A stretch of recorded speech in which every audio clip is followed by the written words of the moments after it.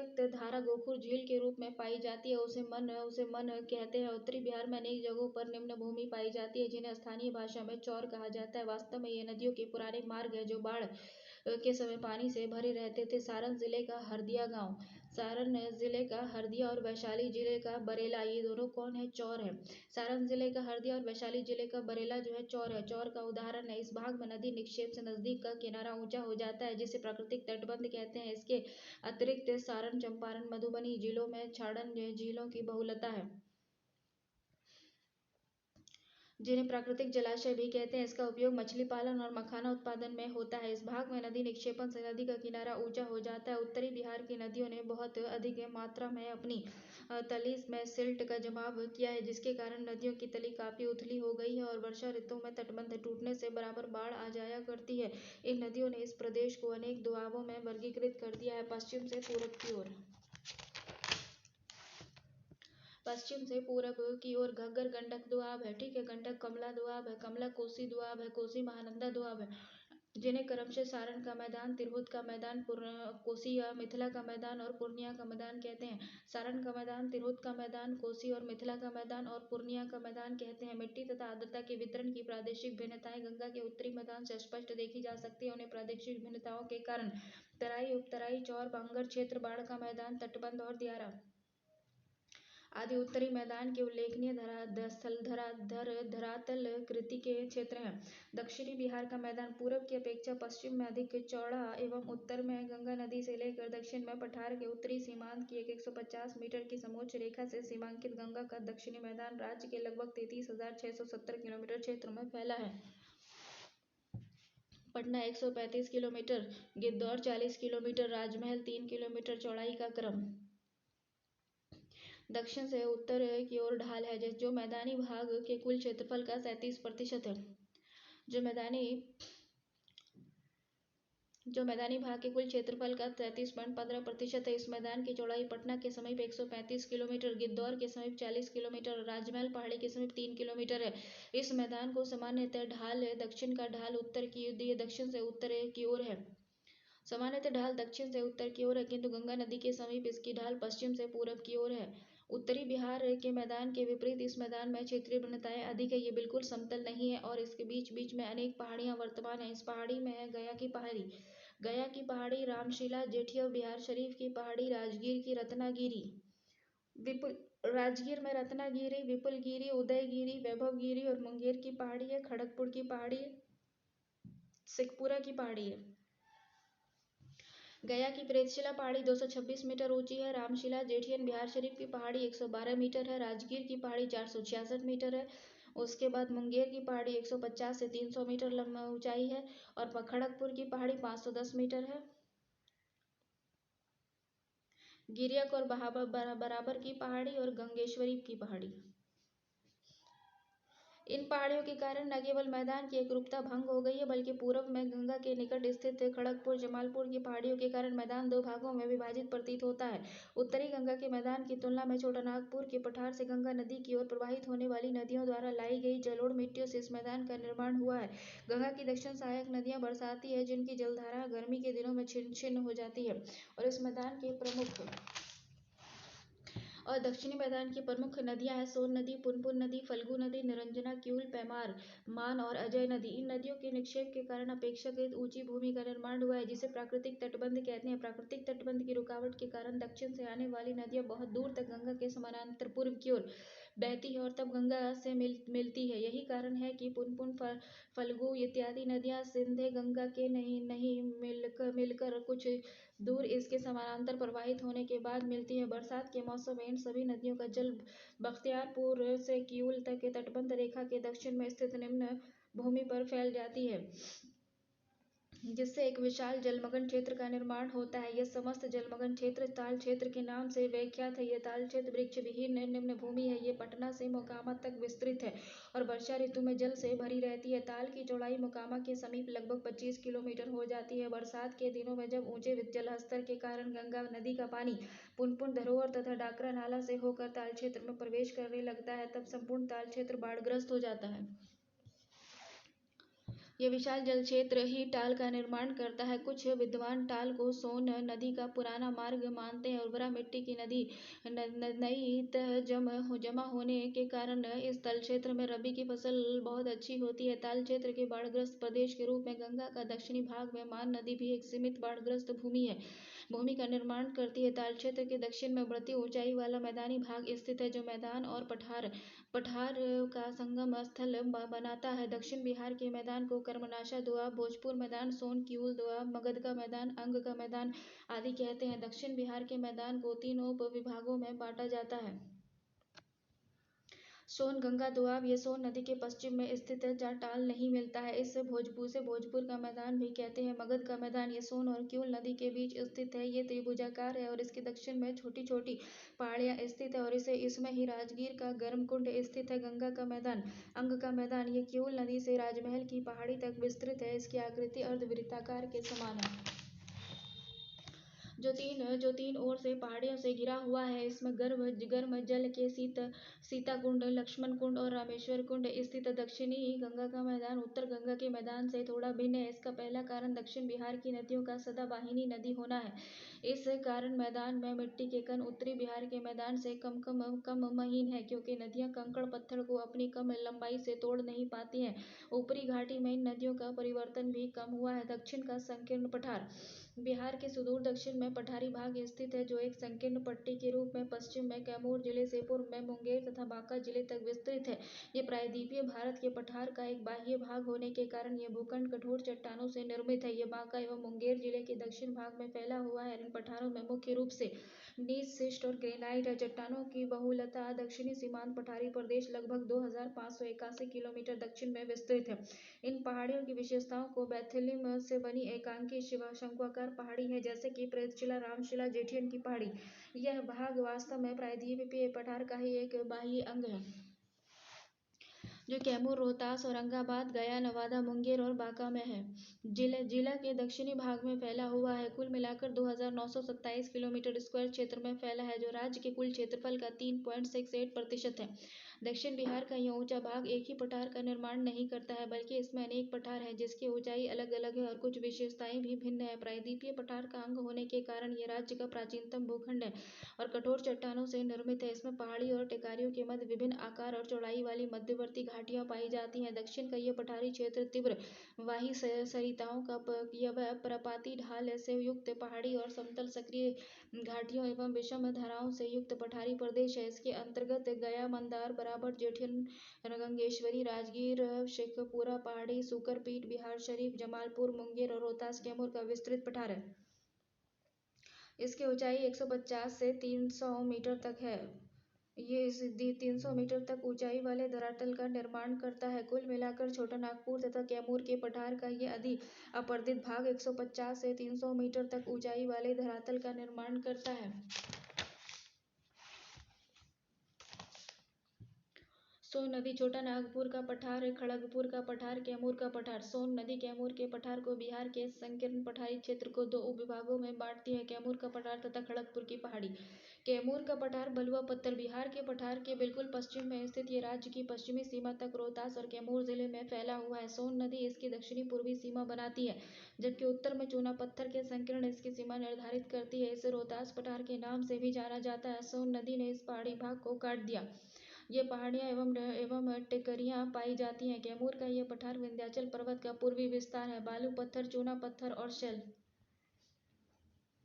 से निर्मित है। इस पठारी भाग के बीच में बेसिन नुमा घाटी पाई जाती है। इस पठार पर स्थित रोहतासगढ़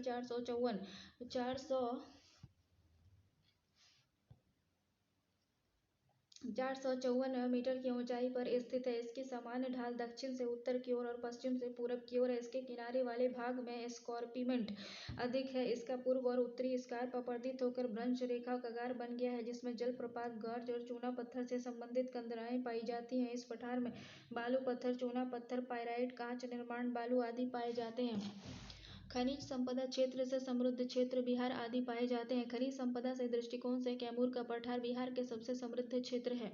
1300 किलोमीटर स्क्वायर क्षेत्र में विस्तृत है। खड़गपुर की पहाड़ी, खड़गपुर की जो पहाड़ी है ये 1300 किलोमीटर स्क्वायर क्षेत्र में विस्तृत है। इसमें नीस और ग्रेनाइट टाइप की चट्टानें पाई जाती हैं। छोटा नागपुर के उत्तरी सीमांत क्षेत्र में स्थित यह पठार मुख्यतः मुंगेर जिले में फैला है, किंतु इसका विस्तार पूर्व में बांका और दक्षिण में जमुई तक है। ये पहाड़ी भाग राज्य के 1300 किलोमीटर क्षेत्र में विस्तृत है। ये त्रिभुजाकार रूप में फैली हुई है। इस पहाड़ी की सीमा 150 मीटर की समोच्च रेखा बनाती है, किंतु इसकी ऊंचाई 450 मीटर तक पहुंच जाती है।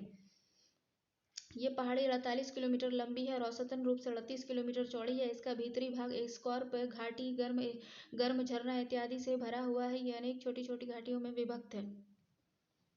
ठीक है ना। सकमा बिसारू, श्रृंग ऋषि, सुंदर, खपरा, भैरा, सासिन, ये सब पहाड़ी है इत्यादि मुख्य पहाड़ियां हैं जिनके बीच घाटियां पाई जाती हैं। बिल्कुल उत्तर में जमालपुर तक इसका विस्तार है। जमालपुर की पहाड़ी क्वार्टजाइट स्कॉर्प में निर्मित है। ग्रेनाइट, शैल, स्लेट और क्वार्टजाइट चट्टानें हैं। खड़गपुर की पहाड़ी में पाई जाती है। ग्रेनाइट निर्मित पहाड़ी कम ऊंची और क्वार्टजाइट निर्मित अधिक ऊंची है।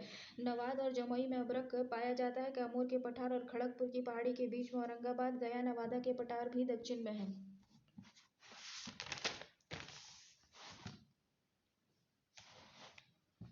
दक्षिण बिहार में मैदान से स्कॉर्प द्वारा मिले हुए और पहाड़ी द्वार घाटियों में विभक्त है। इस प्रकार उत्तर एवं दक्षिण बिहार में मैदानी भाग में काफी भिन्नता मिलती है। उत्तरी बिहार मैदान में जलोढ़ की गहराई अधिक है, जबकि दक्षिण बिहार मैदान में जलोढ़ की गहराई अपेक्षाकृत कम है। उत्तरी बिहारी मैदान में शिवालिक पहाड़ियों को छोड़कर शेष मैदानी भाग समतल है और इसके विपरीत दक्षिण बिहार के मैदान में कई पहाड़ी एवं टेकनियां पाई जाती हैं। एस्कॉर्प हो गया, औरंगाबाद हो गया, गया, नवादा हो गया, खड़गपुर की पहाड़ी, छोटा नागपुर का पठार, कैमूर का पठार दक्षिण बिहार के मैदान में एस्कॉर्प द्वारा मिले हुए हैं। जलवायु एवं जलवायविक प्रदेश हो गया। बिहार का क्षेत्र बंगाल की खाड़ी की मानसून शाखा से प्रभावित होता है, मगर बिहार के दक्षिणी सीमांत भागों में कभी कभी अरब सागर की मानसून शाखा का भी प्रभाव पड़ता है। बिहार का अधिकांश भाग कर्क रेखा के ऊपर पड़ता है। बिहार भी यहाँ की जलवायु गर्म है। बिहार की जलवायु उष्णार्द्र मानसूनी है। उष्णार्द्र मानसूनी जलवायु अल्प वर्षा काल एवं दीर्घ शुष्क काल के लिए जानी जाती है। इस प्रकार की जलवायु में महाद्वीपीय के लक्षण मिलते हैं, लेकिन आर्द्रता की अधिकता के कारण यहाँ संशोधित महाद्वीपीय जलवायु पाई जाती है। इस संशोधित महाद्वीपीय जलवायु का प्रमुख कारण इस प्रांत के उत्तर में हिमालय की हिमाच्छादित श्रेणियां हैं, और जो इसको मध्य एशिया की ओर से आने वाली ठंडी वायु से महाद्वीपीय जलवायु का स्वरूप प्रदान करती है। उष्णार्द्र जलवायु की मुख्य विशेषता क्या है?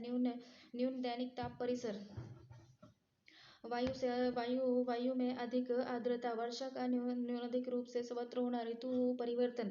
जलवायु को प्रभावित करने वाले कारक क्या है? अक्षांशीय विस्तार हो गया, समुद्र तल से ऊंचाई, हिमालय पर्वतीय स्थिति और बंगाल की खाड़ी में निकटता, गंगा डेल्टा से निकटता, वायु राशि, दक्षिण पश्चिम मानसून की क्रियाशीलता। अक्षांशीय विस्तार देखो। बिहार की जलवायु उष्णकटिबंधीय मानसूनी है। बिहार का अधिकांश उत्तरी भाग समशीतोष्ण कटिबंध में स्थित है, फलतः यहाँ उपोष्ण एवं आर्द्र जलवायु मिलती है। समुद्र तल से ऊंचाई, बिहार के मैदान की समुद्र तल से औसतन ऊंचाई 75 मीटर से भी कम है, अतः गर्मी में तापमान अधिक पाया जाता है। हिमालय पर्वत की स्थिति, बिहार के उत्तर में स्थित हिमालय पर्वत के ऊपर प्रवाहित होने वाली हवाएं भी जलवायु को प्रभावित करने वाले प्रधान कारक हैं। बंगाल की खाड़ी से निकटता के कारण बंगाल की खाड़ी और हिंद महासागर से चलने वाले मानसून वाताग्र बिहार से होकर गुजरते हैं, जिससे इस प्रांत की जलवायु प्रभावित होती है। गंगा डेल्टा से निकटता, बिहार प्रांत गंगा डेल्टा के समीप स्थित है, जिस कारण यहाँ मानसून पूर्व वर्षा होती है। वायु राशि, नॉर्वेस्टर तथा अन्य ग्रीष्मकालीन तूफान भी यहाँ की जलवायु को प्रभावित करते हैं। दक्षिण पश्चिम मानसूनी क्रियाशीलता, दक्षिण पश्चिम मानसून की क्रियाशीलता भी बिहार के प्रांत की जलवायु को प्रभावित करती है। बिहार की जलवायु की प्रकृति पूर्ण रूप से महाद्वीपीय नहीं कही जा सकती, क्योंकि वर्ष के अधिकांश भाग में पर्याप्त नमी रहती है। इसको संशोधित या महाद्वीपीय प्रकृति का क्षेत्र कहा जाता है। बिहार की जलवायु की सबसे बड़ी विशेषता यही है कि मौसमी परिवर्तन का है। यहाँ ऋतुओं का क्रमबद्ध रूप देखने को मिलता है। ऋतुएं क्या है? बिहार की जलवायु में 3 बिहार की जलवायु में 3 ऋतुओं का पाया जाना स्पष्ट दृष्टिगोचर होता है। यहाँ पाई जाने वाली ये 3 ऋतुएं हैं: ग्रीष्म ऋतु, वर्षा ऋतु और शीत ऋतु। ग्रीष्म ऋतु है मध्य मार्च से जून तक, वर्षा ऋतु मिड जून से मिड अक्टूबर तक, शीत ऋतु मिड अक्टूबर से मिड मार्च तक। ग्रीष्म ऋतु हो गया, इस ऋतु का आरंभ मध्य मार्च से शुरू होता है और इस मौसम में तापमान निरंतर बढ़ता जाता है और वायु गर्म भार कम होता जाता है। मई के अंत तक तापमान बहुत बढ़ जाता है, फलतः सापेक्षिक आर्द्रता बहुत घट जाती है, चूंकि अप्रैल और मई महीने में सूर्य की स्थिति उत्तरायण होती है और कर्क रेखा इस प्रदेश से होकर गुजरती है। अतः प्रायद्वीपीय भारत के निम्न वायुदाब का क्षेत्र खिसकता हुआ उत्तर की ओर बढ़ता है। फलस्वरूप मार्च अप्रैल मई की अवधि में तेज गति से पछुआ हवाएं चलने लगती हैं। पछुआ हवा स्थानीय कारणों से अधिक बेगवती हो जाती है, जिस कारण हवा बहुत ही गर्म हो जाती है, जिससे लू कहा जाता है। यहाँ की जलवायु की प्रमुख विशेषता है कि ये हवाएं 8 से 16 किलोमीटर पर आवर की गति से बहती है।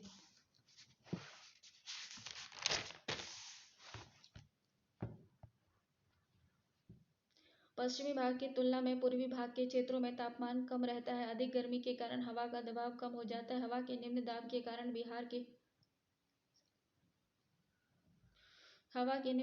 कारण बिहार के पूर्वी भाग में चक्रवाती तूफान चलते हैं, जिसे काल वैसाखी कहते हैं। पूर्णिया और कटिहार जिले में 4 से 8 सेंटीमीटर तक वर्षा होती है।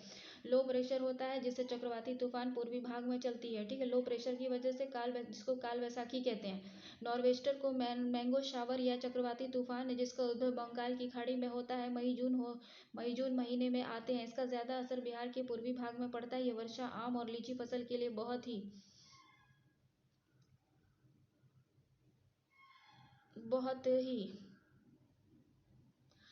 ही लाभप्रद होता है। बिहार का सबसे गर्म स्थान जनपद गया है। नॉर्वेस्टर जो होता है चक्रवाती तूफान है, ये मैंगो शावर बिहार के पूर्वी भाग में आता है, मई जून में आता है। वर्षा ऋतु का आगमन होता है मिड जून से। वर्षा ऋतु नॉर्थ ईस्ट जिलों में वर्षा ऋतु की अवधि लंबी होती है। नॉर्थ ईस्ट जिलों में नॉर्थ बिहार, उत्तर बिहार और पूर्वी बिहार, इसमें वर्षा ऋतु की अवधि लंबी होती है। बिहार में इस मौसम का आरंभ मानसून के आगमन के साथ होता है। जलवाष्प से लदी ये हवाएं मध्य जून तक बिहार पहुंच जाती है और बिहार में मानसूनी हवा का प्रवेश पूर्व से आने वाली मानसूनी धाराओं के रूप में होता है। ये हिमालय के समानांतर चलती है। ये क्षेत्र नॉर्वेस्टर या दक्षिण पश्चिम के मानसून दोनों से वर्षा कराता है। नॉर्थ ईस्ट बिहार का प्रदेश, जिसमें सहरसा, सुपौल, मधेपुरा और किशनगंज आता है। नॉर्थ ईस्ट बिहार का नॉर्थ ईस्ट डिस्ट्रिक्ट कौन कौन सा है? तो सहरसा है, सुपौल है, मधेपुरा है, किशनगंज है। इसमें जो है नॉर्वेस्टर और दक्षिण पश्चिम मानसून दोनों में वर्षा होती है। उधर सामान्यतः 15 से 20 जून तक बिहार में मानसून का आगमन हो जाता है। दक्षिण पश्चिम मानसून मूलतः हिंद महासागर के दक्षिणी विस्तार में उत्पन्न होती है और अरब सागर से होते हुए प्रायद्वीपीय भारत में प्रवेश करती है। दक्षिण पश्चिम मानसून बिहार में ग्रीष्मकालीन काल के भीषण गर्मी के कारण एक विशाल निम्न भार कटिबंध कायम हो जाता है। इस निम्न भार को भरने के लिए बंगाल की खाड़ी से मुड़कर दक्षिण पश्चिम मानसून हवाएं स्थल की ओर चलने लगती है। दक्षिण पश्चिम मानसून की बंगाल की खाड़ी की शाखा जब इस प्रांत में प्रवेश करती है तो बंगाल की खाड़ी से पर्याप्त मात्रा में जलवाष्प लिए रहती है। फलस्वरूप इसके प्रवेश के साथ ही यहाँ मानसून विस्फोट हो जाता है, जिससे भयंकर गर्जन तर्जन के साथ वर्षा की शुरुआत होती है। राज्य के पूर्वी भाग में वर्षा अधिक और पश्चिमी भाग में वर्षा कम होती है।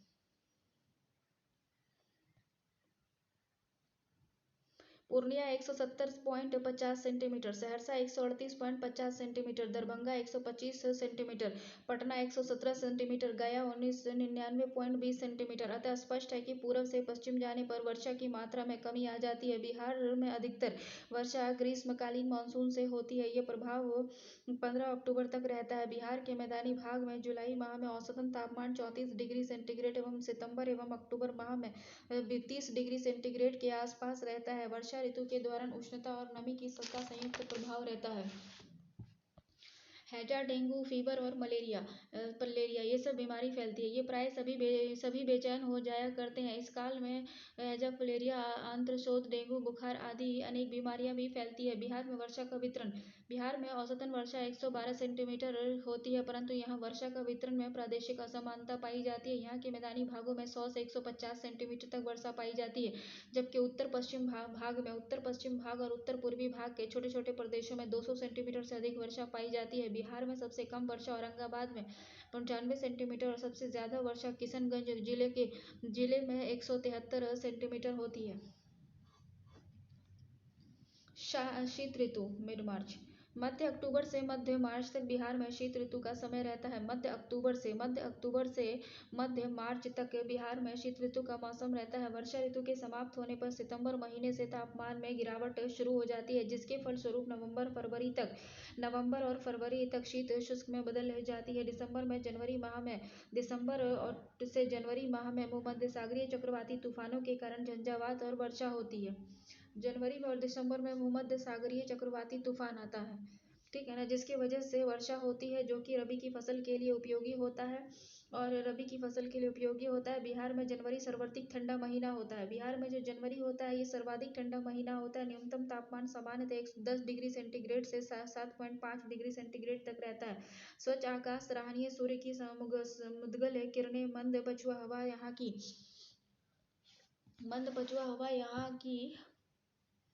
यहाँ की यूपी उपोष्णोग्य हवा का बहाव हो गया। पछुआ हवा पश्चिम से प्लस उत्तरी हवा ठंडी में। वेस्ट बंगाल आर्द्र निम्न दाब के कारण होता है। एन नेपाल हो गया और एस झारखंड पठार हो गया को विशिष्ट बना देती है। उत्तर पश्चिम बिहार में शिवालिक श्रेणी के समीप पाला गिरने की भी संभावना रहती है, जिससे फसलों में खासकर आलू आदि को काफी क्षति पहुंचाती है। इस ऋतु में प्राय दिसंबर और जनवरी के महीने में चक्रवाती तूफान द्वारा कुछ व्यवधान होता है, जिससे ठंड में अचानक काफी वृद्धि हो जाती है। यद्यपि ये रबी फसल के लिए काफी लाभकारी सिद्ध होता है। शीत ऋतु में राज्य के प्रमुख जिलों का औसतन तापमान जो है वो रबी की फसल के लिए दिसंबर जनवरी चक्रवाती तूफान आता है। नवंबर में बक्सर, पटना, पूर्णिया, मोतिहारी। जनवरी में जो है ना 16 डिग्री रहता है। वहाँ बक्सर में 18 डिग्री रहता है। पटना में भी 16 डिग्री रहता है। पूर्णिया में भी 16 डिग्री रहता है, लेकिन बक्सर में 18 डिग्री टेम्परेचर रहता है, ठीक है ना। मानसून प्रत्यय अक्टूबर नवंबर शरद ऋतु है, ठीक है। मानसून प्रत्यावर्तन रिट्रीटिंग ऑफ मानसून काल की जो मध्य अक्टूबर से नवंबर तक रहता है, शरद ऋतु काल भी कहा जाता है। अक्टूबर में मध्य तक बिहार के साथ ही भारत का संपूर्ण उत्तरी मैदान में मानसून समाप्त हो चुका होता है। वायुमंडल में शेष बची आर्द्रता एवं ओस पड़ने से तापमान में का घटना शुरू हो जाता है और मंद गति से हवा विपरीत दिशा में बहने लगती है। इसे मानसून प्रत्यावर्तन कहा जाता है। इसी समय मैदानी भागों में ठंडी पछुआ और उत्तरी हवा चलती है। मध्य क्षेत्र में वर्षा कम तथा हाई टेम्परेचर डिफरेंस पाया जाता है। गंगा के दोनों ओर का क्षेत्र है मध्य क्षेत्र। यहाँ पे वर्षा कम होती है और टेम्परेचर डिफरेंस बहुत ज़्यादा होता है। हवाओं का बहना शुरू हो जाता है, जो तापमान में कमी लाने के साथ साथ शुष्कता भी बढ़ाता है। बिहार में सबसे कम वर्षा पटना के पश्चिम त्रिकोणीय भूखंड पर प्राप्त होती है। मध्य जून तक पूरे प्रदेश में मानसून का विस्तार हो जाता है और जब कभी बिहार में मानसून देर से पहुंचता है तो चावल की कृषि पर प्रभाव पड़ता है और अक्टूबर में मानसून की वापसी शुरू हो जाती है और इस समय मानसूनी हवाएं काफ़ी कमज़ोर हो जाती है और कभी कभी वर्षा भी करती है। देखो वर्षापात हो गया। बिहार में वार्षिक वर्षापात का औसतन 1053 मिलीमीटर है।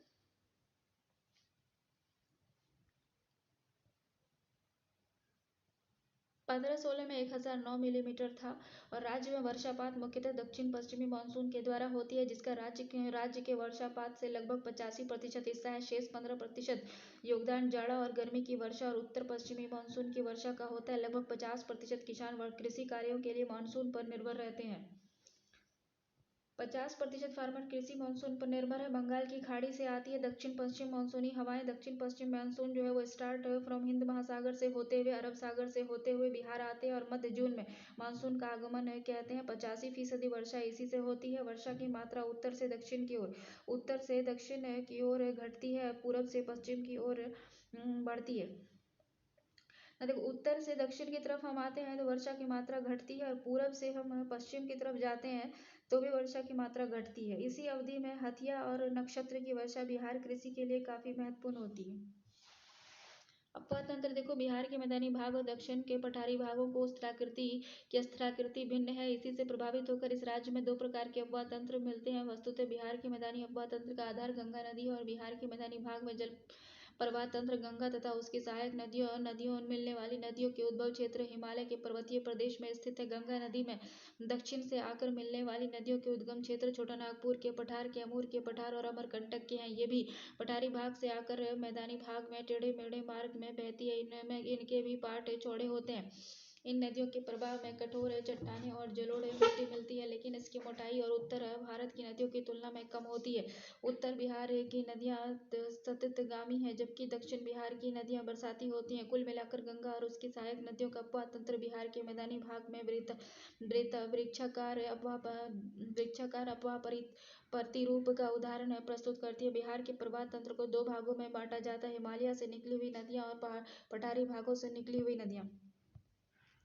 हिमालय से निकली हुई नदियां का प्रवाह तंत्र क्या है? उत्तर में हिमालय की ओर से गंगा तथा उसकी अनेक सहायक नदियां उत्तर से दक्षिण की ओर प्रवाह तंत्र का निर्माण करती है और इनमें गंगा का प्रमुख क्षेत्र है। उत्तर का बिहार पर फैली नदियों को जब पश्चिम से पूरब की ओर बढ़ाने के क्रम में देखते हैं, तब सबसे पहले हमें सरयू घग्गर मिलती है। सरयू घग्गर झरही, दाही, माही, गंडकी, नारायणी, बाया, बूढ़ी गंडक, बागमती, लाखनदही, अधवारा, खिरोई, व्याघ्रकी, जमुनिया, जीवद। कौशिकी की अपधाराएं क्या हो गया? कौशिकी, तिलयुग, भूति, बलान, बलान, कमला, करे हो गया। देखो, बेती, घमेरा, तिलावा, परवान, चिलौनी, हयाधार, लच्छाधार, कालीकोसी, सौरा, पनार, कबल, कंकई और मेची आदि नदियां बिहार से आकर मिलती है। इन नदियों में हिमालय प्रदेश से आरंभ होकर के संपूर्ण नेपाल देश तक का पानी आता है, गंगा में पहुंचता है और नदियां उत्तर बिहार के भूखंड को सिर जाती हैं। गंगा नदी संपूर्ण भारत में प्रमुख नदी तो है ही, यह बिहार प्रदेश की सबसे बड़ी और पवित्र नदी है। इसका उद्गम स्थल गंगोत्री है।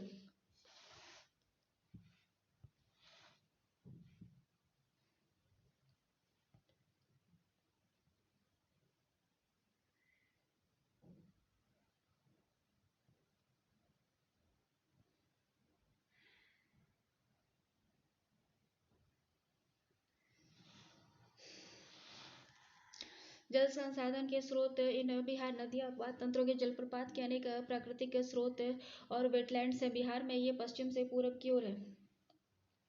बिहार में ये पश्चिम से पूरब की ओर प्रवाहित होती है। बिहार में मैदानी प्रवाह तंत्र का आधार गंगा नदी है। चौसा बक्सर में गंगा जब सर्वप्रथम बिहार प्रदेश की सीमा को छूती है, तब बिहार और उत्तर प्रदेश को बलिया जिले की 45 माइल तक सीमा रेखा बनाकर चलती है। फिर जब केवल बिहार के बीच भाग में हटने लगती है, तब बिहार और बंगाल के साथ 40 माइल तक सीमा रेखा बनाकर गुजरती है।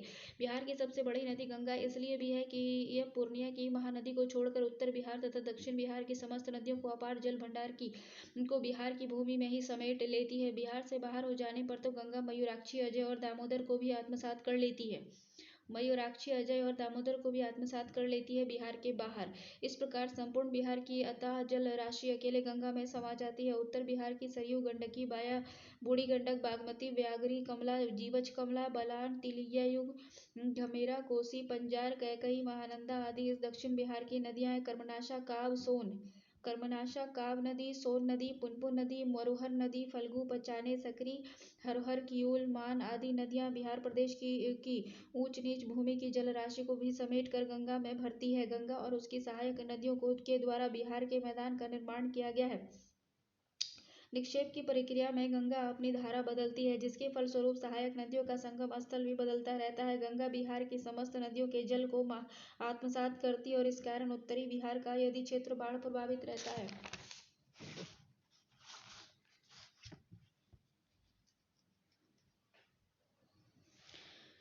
घग्गर नदी हो गया, इसे सरयू नदी के नाम से पुकारा जाता है। इसका उद्गम स्थल नम्पा नेपाल में है। उत्तर प्रदेश के मैदानी भागों में तीव्र गति से बहती हुई ये नदी सिवान जिले के समीप बिहार में प्रवेश करती है। हिंदू और बौद्ध ग्रंथों में से पवित्र नदी माना जाता है।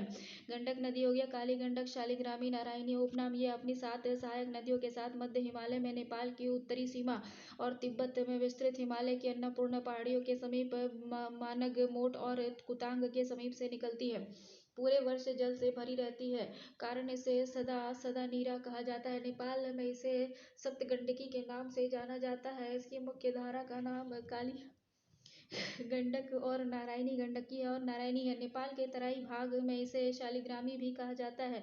यह हाजीपुर और सोनपुर के बीच में बहती हुई और मुजफ्फरपुर तथा सारण सारण जिले के समीप रेखा बनाती हुई पटना के समीप गंगा नदी में मिल जाती है। इस नदी की कुल लंबाई 425 किलोमीटर है। पहले ये बिहार में बाढ़ का कारण थी, लेकिन अब वाल्मीकि नगर में बैराज गंडक परियोजना बन जाने के कारण बाढ़ की विभीषिका समाप्त हो गई। गंडक का चूना मिश्रित जल ईख की पैदावार में विशेष लाभकारी है और इसका नाम त्रिवेणी है। बूढ़ी गंडक नदी के पश्चिम में खिसक जाने के कारण प्रत्यक्त धारा बूढ़ी गंडक नदी के नाम से जानी जाती है। इस नदी का बहाव गंडक के समान उत्तर पश्चिम में दक्षिण पूर्व की ओर है। यह हिमालय से आने वाली गंगा की सहायक नदियों में सबसे लंबी नदी है। यह सोमेश्वर की पहाड़ी की पश्चिमी भाग से निकलकर बिहार के उत्तरी पश्चिमी जिले पश्चिमी चंपारण में प्रवेश करती है। चंपारण, मुजफ्फरपुर, दरभंगा, मुंगेर के उत्तरी हिस्से में बहती हुई गंगा में मिल जाती है। इसकी सहायक नदियां हैं हरहा, कामपन, मसान, बाणगंगा, पंडोई, मनियारी, करहा, उरई, तियर, तेलबे और प्रसाद है। बागमती नदी खतरनाक नदी में से एक है। यह हिमालय की महाभारत श्रेणी में नेपाल से निकलती है। बागमती नदी बाढ़ के दिनों में आकर अपना प्रवाह मार्ग बदल लेती है। ये मुजफ्फरपुर, दरभंगा, समस्तीपुर, मधुबनी जिलों में काफ़ी क्षति पहुंचाती है और इसकी सहायक नदियां हैं। समस्तीपुर में रोसड़ा जिले के निकट गंडक नदी, बूढ़ी गंडक नदी मिल जाती है। लाल बकैया, लाखनदेई, कोला, चकनाहा, जमुनी, सियरीघर, छोटी बागमती आदि कोसी परियोजना के अंतर्गत बागमती नदी को भी नियंत्रित कर इस पर पुल और नए बांध बनाए गए हैं। ये कमला नदी से मिलकर कोसी से मिल जाती है। कोसी नदी वास्तविक नाम इसका कौशिकी है। ये नेपाल की राजधानी काठमांडू के उत्तर पूर्वी में स्थित गोसाईथान से निकलती है और कंचनजंगा को पार करती है। तराई क्षेत्र में पहुंचती है। ये नेपाल की सीमा को पार कर चतरा के निकट बराह क्षेत्र से बाहर की सीमा में प्रवेश करती है। कोसी को नेपाल में सप्त कौशिकी के नाम से जाना जाता है, क्योंकि यह हिमालय से निकलने वाली 7 धाराएं हैं। इंद्रावती, अरुणा कोसी, ताम्र कोसी, सन कोसी, दुध कोसी और लच्छू कोसी से मिलकर बनी है। ये 7 धाराओं में आगे चलकर 3 धाराओं में परिवर्तित हो जाती है। जैसे ही यह नदी पर्वत श्रेणी में उतरकर मैदानी भाग में आती है, उसकी धारा मंद हो जाती है। चूंकि कोसी हिमालय की ऊंची और नीची चोटी है, गंगा की उत्तरी और सहायक नदियों में सबसे अधिक लंबाई 120 किलोमीटर कोसी की है। गंगा में मिलने से पूर्व कोसी स्वयं अपना डेल्टा बनाती है, जो उसकी अनूठी विशेषता है। शिरडी से उतरकर मैदानी भागों में आती है, इसकी धारा मंद हो जाती है। चूंकि कोसी हिमालय की ऊंची ऊंची पर्वत चोटियों से निकलती है, इसलिए उसे सिल्ट एवं बालू के साथ साथ अपार जलराशि जमा रहती है। कोसी नदी बाढ़ के लिए कुख्यात है, क्योंकि हिमालय की चोटियों में लाई गई सिल्ट ये अपने मुहाने पर जमा करके बार बार मार्ग बदलती रहती है। बार बार मार्ग परिवर्तन के कारण इससे उत्तरी बिहार का कोई न कोई भाग प्रत्येक वर्ष बाढ़ की चपेट में आता रहता है। यह नदी गत 200 वर्षों में 150 किलोमीटर पश्चिम की ओर स्थानांतरित हुई है। जहां पहले यह पूर्णिया शहर के निकट बहती थी, वहीं वर्तमान में कोसी के साथ साथ इसकी पुरानी धाराएं विद्यमान है, जिन्हें विभिन्न नामों से जाना जाता है।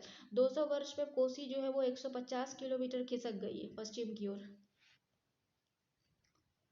ठीक है ना। 200 वर्षों में कोसी नदी जो है ये 150 किलोमीटर पश्चिम की ओर खिसक गई है। धौसा कोसी, दरदहा कोसी, धारा, धमेरा कोसी, कजरी, भैसान नदी उल्लेखनीय। वर्तमान में कोसी नदी की लंबाई 730 किलोमीटर और ये खगड़िया के समीप गंगा नदी में मिल जाती है।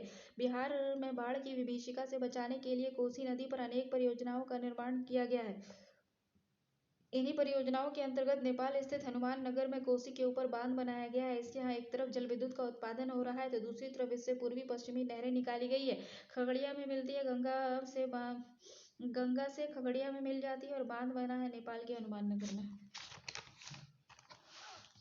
जल विद्युत उत्पादन हो रहा है। 2 नहर सिंचाई के लिए भी निकाली गई है।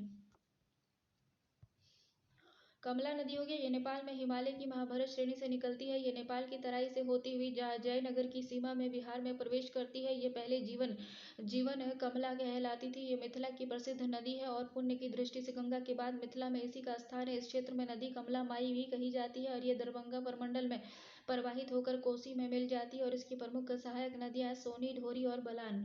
मिथिला की प्रसिद्ध नदी जीवछ कमला है और बलान में मिलकर बहती है। महानंदा हो गया, उत्तरी बिहार के मैदान की यह सबसे पूर्वी नदी थी, जो हिमालय से उतरने के बाद पूर्णिया और कटिहार जिले में होकर बहते हुए कटिहार के दक्षिण पूर्व में गंगा नदी में मिल जाती है। नेपाल हो गया, देखो नम्पा नेपाल हो गया। सरयू नदी, सरयू या गंगा नदी छपरा के पश्चिम में बिहार के सिवान तथा सारण जिले की सीमा पर प्रवाहित होती है, गंगा में मिल जाती है। इसका उद्गम स्रोत नम्पा नेपाल में है। हिमालय से निकलकर उत्तर प्रदेश में प्रवाहित होती हुई बिहार में एक सीमित क्षेत्र में बहती हुई ये नदी अपने साथ साथ काफी मात्रा में निक्षेप लाती है और बाढ़ के मैदान का निर्माण करती है। पठारी भाग से निकली हुई नदियों का प्रवाह तंत्र क्या है? इस वर्ग में ये नदियां आती हैं जो प्रायद्वीपीय पठार के दक्षिणी भाग से निकलकर उत्तर की ओर प्रवाहित होती हुई गंगा नदी में मिल जाती है। पठारी नदियों के प्रमुख रूप में कर्मनाशा है। कर्मनाशा, सोन, पुनपुन, फल्गु, सकरी, पचाने, किऊल, अजय आदि नदियां आती है। दक्षिण बिहार में मैदान में बहने वाली एवं नदियां मुख्य रूप से बरसाती और अस्थायी है, जहाँ वर्षा ऋतु में इनमें भारी मात्रा में जल प्रवाहित होता है। वहीं ग्रीष्म ऋतु में या तो ये सूख जाती है, नहीं तो नाले के सदृश प्रतीत होती है। इन नदियों की लंबाई कम तथा ढाल अधिक होने के कारण पानी का निकास शीघ्र हो जाता है। पठारी नदियां जब गंगा में निकट पहुंचती हैं, तब प्राकृतिक तटबंध की रुकावट के कारण कुछ दूर पूर्व की ओर गंगा के समानांतर प्रवाहित होती है। कर्मनाशा नदी, यह नदी विंध्याचल की पहाड़ी से निकलती है। ये अपने मार्ग बिहार उत्तर प्रदेश के बीच सीमा बनाती है। उत्तर पूर्व में बहते हुए ये चौसा के पास गंगा में मिल जाती है और धार्मिक आधार पर बिहार की कर्मनाशा नदी को अपवित्र एवं अशुभ माना जाता है। देखो, सोन नदी हो गया, मैकाले पर्वत के अमरकंटक से निकलती है। सोन नदी कहाँ से निकलती है? तो मैकाले पर्वत के अमरकंटक से निकलती है। ये नदी छोटा नागपुर के पठार से निकलकर गंगा के दाएं किनारे से आकर मिलने वाली नदियों में प्रमुख है। ये नदी मैकाले पर्वत के अमरकंटक नामक स्थान से निकलती है। सोन नदी, सोन नदी के उद्गम की अरीय प्रवाह प्रतिरूप का एक उत्तम उदाहरण माना जाता है, क्योंकि अमरकंटक से सोन के साथ अन्य दिशाओं में नर्मदा और महानदी भी निकलती है। सोन की निचली घाटी में मार्ग परिवर्तन के दृष्टिगत होती है। पहले यह पटना के पूर्व में गंगा में मिलती थी, अब यह पटना के पश्चिम में दानापुर के पास गंगा नदी में मिलती है। इसकी कुल लंबाई 740 किलोमीटर है। इस दूरी का केवल 1/3 भाग ही बिहार में पड़ता है। तो देखो, ये देखो, ये जो है न, अमरकंटक से सोन नदी निकलती है और अमरकंटक से 3 नदी निकलती है। सोन निकलती है, नर्मदा निकलती है जो जाती है गुजरात, और एक महानदी निकलती है जो जाती है उड़ीसा। ये तीनों अमरकंटक की पहाड़ी से निकलती है। सोनभद्रा और हिस्सेबाद डेहरी के पास बांध बना हुआ है सोन नदी पर, आदि नामों से जाना जाता है। तेज प्रवाह वाली नदी है। उत्तरी कोयल इसकी प्रमुख सहायक नदी है। सोन नदी कैमूर के पठार के दक्षिण से बिहार में प्रवेश कर गंगा सोन दोआब में बिहार का सबसे उपजाऊ मैदान बनाती है। डेहरी के पास सोन को बांध बनाकर बिहार का सबसे बड़ा नहरीकृत क्षेत्र बनाया गया है, जिससे जल विद्युत भी तैयार किया जाता है। पुनपुन नदी देखो, ये छोटा नागपुर के पठारी भाग से निकलती है। ये मौसमी नदी है, क्योंकि ये ग्रीष्मकाल में सूख जाती है और वर्षा ऋतु में अत्यधिक जल के साथ बहती है। यह गया और पटना जिले में बहती हुई फतुहा के निकट गंगा में मिल जाती है। पुनपुन, यह नदी अत्यंत पवित्र नदी मानी जाती है। अनी नदी में कुछ दूरी तक नौकागमन की सुविधा भी है। फल्गु नदी, यह नदी उत्तरी छोटा नागपुर पठार से छोटी छोटी सरिताओं के साथ निकलकर निरंजना और लीलाजन नामक मुख्य धारा के रूप में बोधगया के निकट मोहन नामक सहायक नदी से मिलकर विशाल रूप धारण कर लेती है। धार्मिक दृष्टि से ये एक पवित्र नदी है। कहा जाता है कि इसमें स्नान और पिंडदान करने से पूर्वजों की आत्मा को शांति और उन्हें मोक्ष मिलता है। पितृ पक्ष के दौरान अनेक तीर्थयात्री फल्गु से स्नान और पिंडदान करते हैं तथा गया जिले में यह नदी काफी विशाल रूप धारण कर लेती है। इसका यह रूप केवल वर्षा के समय ही नजर आता है। पंचाने नदी है। ये उत्तरी छोटा नागपुर के पठारी भाग की 5 जलधाराओं के मिलने से बनी है। इसका नाम पंचाने है। 5 जलधारा कौन कौन सी है? घगरा है, तिलैया है, खरी है और थानरजे है। यह गिरियक के समीप एक साथ मिल जाती है और पंचाने नदी बिहार शरीफ शहर से गुजरती हुई सकरी नदी में मिल जाती है। सकरी नदी हो गया, यह उत्तरी छोटा नागपुर के पठारी क्षेत्र में निकलती है। बिहार में ये गया, नवादा, पटना, मुंगेर आदि जिलों में बहने के उपरांत किऊल और मोहर नदियों के साथ गंगा में विलीन हो जाती है। नवादा के पास इस नदी में नहर निकाली गई है, जिससे पटना और गया जिले में सिंचाई की जाती है। किऊल नदी हो गया, इसका उद्गम केंद्र जो है वो हजारीबाग जिले के खमरडीहा के निकट है। किऊल नदी, इसका उद्गम क्षेत्र हजारीबाग जिले के खमरडीहा के निकट है। इसमें कई धाराएं समाहित होती है: फल्गु, हरोहर, पंचाने और सकरी। अजय नदी, यह नदी जमुई जिले के चकाई नामक स्थान से लगभग 5 किलोमीटर दक्षिण के बाटपाड़ नामक स्थान से निकलती है। इसके बाद पूर्व और दक्षिण में प्रवाहित होती हुई पश्चिम बंगाल में प्रवेश करती है। ये गंगा में विलीन हो जाती है और इस नदी को आजमती या आजमती भी कहते हैं। इस नदी पर कई स्थानों पर छोटे छोटे बांध बनाए गए हैं। बिहार की मिट्टी और उनकी समस्याएं क्या है? देखो, मिट्टियाँ खनिज और जैव तत्वों का वह गत्यात्मक मिश्रण है। मिट्टी जो है खनिज तथा जैव तत्वों का वो गत्यात्मक मिश्रण है जिसमें पौधे को उत्पन्न करने की क्षमता होती है। चट्टान के टूटने फूटने और इनमें भौतिक और रासायनिक परिवर्तन के फलस्वरूप जो तत्व बन एक अलग अलग विशिष्ट रूप धारण कर लेते हैं, मिट्टी कहलाती है। मिट्टी के निर्माण की प्रक्रिया में जलवायु के विभिन्न कारक हैं जैसे जल, वर्षा, आर्द्रता, तापमान और प्रकाश प्राप्ति ये मुख्य योगदान देते हैं। बिहार के विभिन्न भागों में चट्टान, उच्चवासज की वर्षा मात्रा, प्राकृतिक वनस्पति और आवरण में भिन्नता पाई जाती है। यही कारण है कि यहाँ लगभग अलग अलग प्रकार की मिट्टी पाई जाती है। बिहार सरकार के कृषि अनुसंधान विभाग के द्वारा रासायनिक तथा रचनात्मक विशेषताओं के साथ मूल चट्टान, भू आकृति और आर्द्रता के आधार पर बिहार की मिट्टियों को 3 भागों में बांटा गया है, जैसे कि उत्तरी मैदान की मिट्टी, दक्षिणी बिहार की मिट्टी, दक्षिणी मैदान की मिट्टी, उत्तरी मैदान की मिट्टी, दक्षिणी मैदान की मिट्टी और दक्षिणी पठार की मिट्टी। तो उत्तरी मैदान की मिट्टी है पर्वतीय मिट्टी, तराई मिट्टी, बंगर मिट्टी, खादर मिट्टी। बंगर मिट्टी जो है पुरानी जलोढ़ है और खादर मिट्टी नवीन जलोढ़ है। दक्षिण मैदान की मिट्टी है कगारी मिट्टी, टाल मिट्टी, करेल केवाल मिट्टी, बालथर मिट्टी। दक्षिणी पठार की मिट्टी जो है वो लाल मिट्टी है, लाल और पीली मिट्टी है।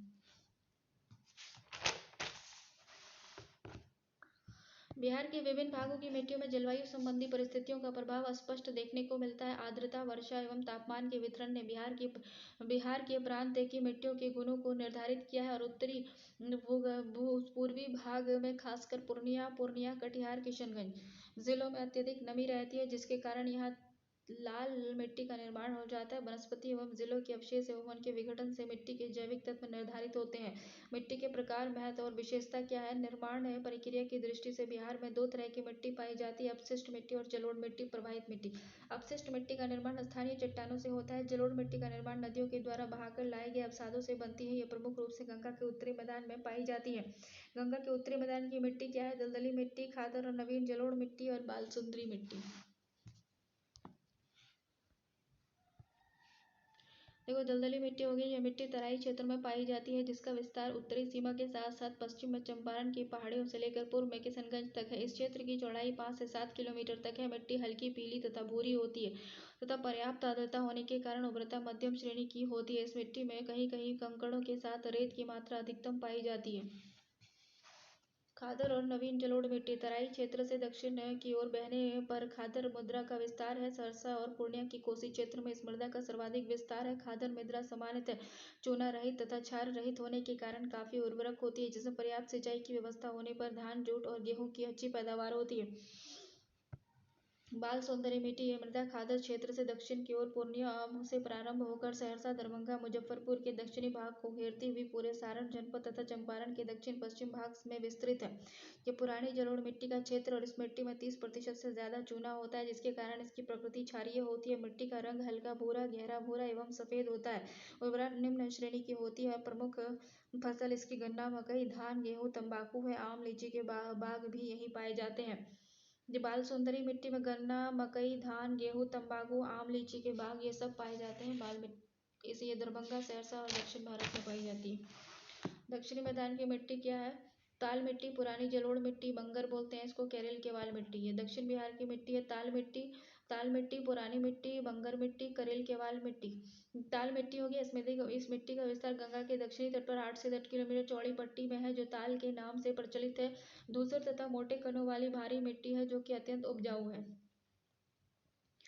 पुरानी जलोढ़ मिट्टी और केरल केवाल मिट्टी हो गई। इस मिट्टी का विस्तार गंगा के दक्षिणी मैदानी भाग में है। रोहतास, गया, पटना, जहानाबाद, औरंगाबाद, भागलपुर, मुंगेर, रोहतास से भागलपुर जिले तक फैला है। करेल क्षारीय मिट्टी है, जबकि केवाल में एसिड और बेस दोनों गुण संतुलित मात्रा में होते हैं। ये जल सोखने की अधिक क्षमता के साथ साथ अत्यधिक उर्वरक भी होते हैं। इसे बंगर मिट्टी भी कहते हैं।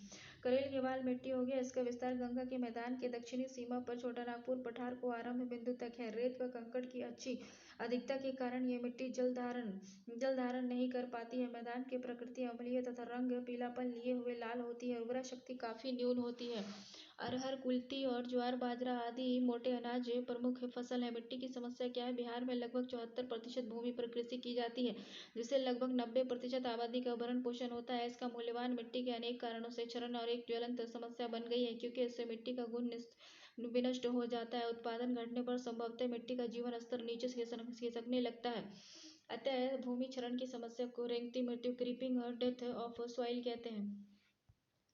एक अनुमान के अनुसार बिहार की लगभग 30% भूमि किसी न किसी कारण से समस्याग्रस्त है। समस्याग्रस्त मिट्टी को रोगाणुमुक्त करना कठिन कार्य है, क्योंकि 1 इंच भूमि को विकसित होने में 500 साल लगते हैं, जबकि विनष्ट होने के लिए लघु अवधि पर्याप्त है। बिहार जैसे राज्य के लिए निस्संदेह ये गंभीर समस्या है। बिहार में मिट्टी का क्षरण प्रधानतः 3 रूपों में किया जाता है।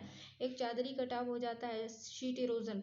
बिहार में मिट्टी का शीट इरोजन, चादरी कटाव होता है, नलिका कटाव हो जाता है, ड्रेन इरोजन, और मृदा कटाव हो जाता है, सॉइल इरोजन। चादरी कटाव और नलिका कटाव उन क्षेत्रों में अधिक पाया जाता है जहाँ वर्षा अधिक होती है और वनस्पति का अभाव होता है। डॉक्टर ग्लोवर के अनुसार बिहार के बाढ़ पीड़ित मैदान में भूमि क्षरण अधिक व्यापक और विस्तृत है।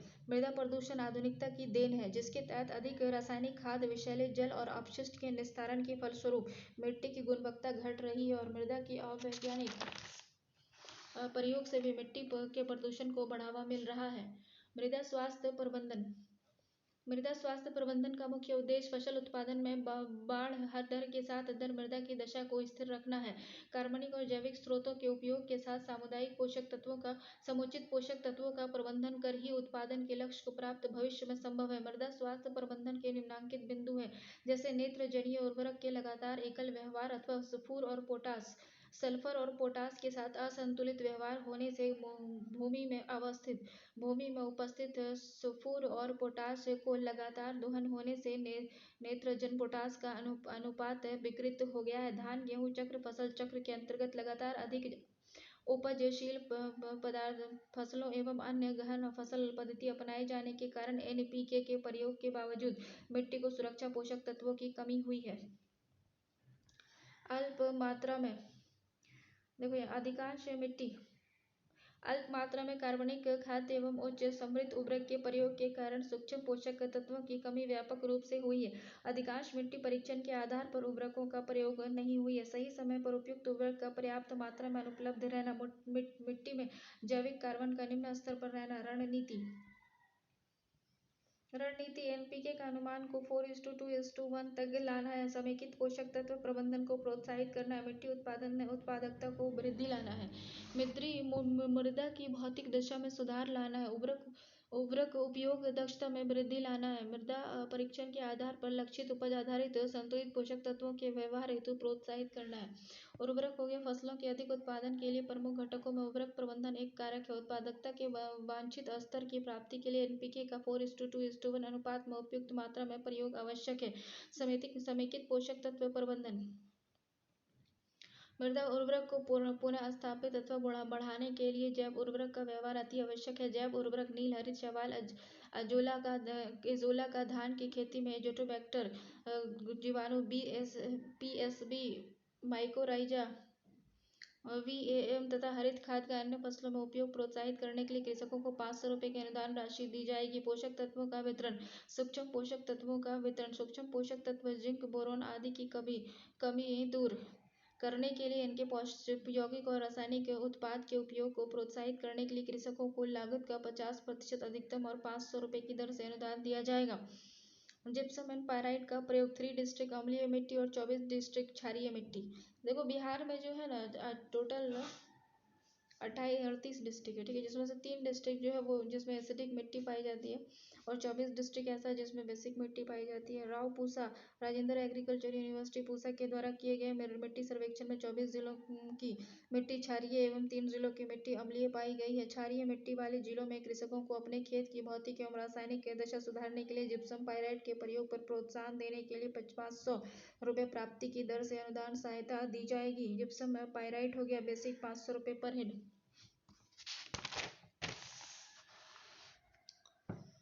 प्लांट प्लस एनिमल के अपशिष्ट मैप तैयार किया जाता है।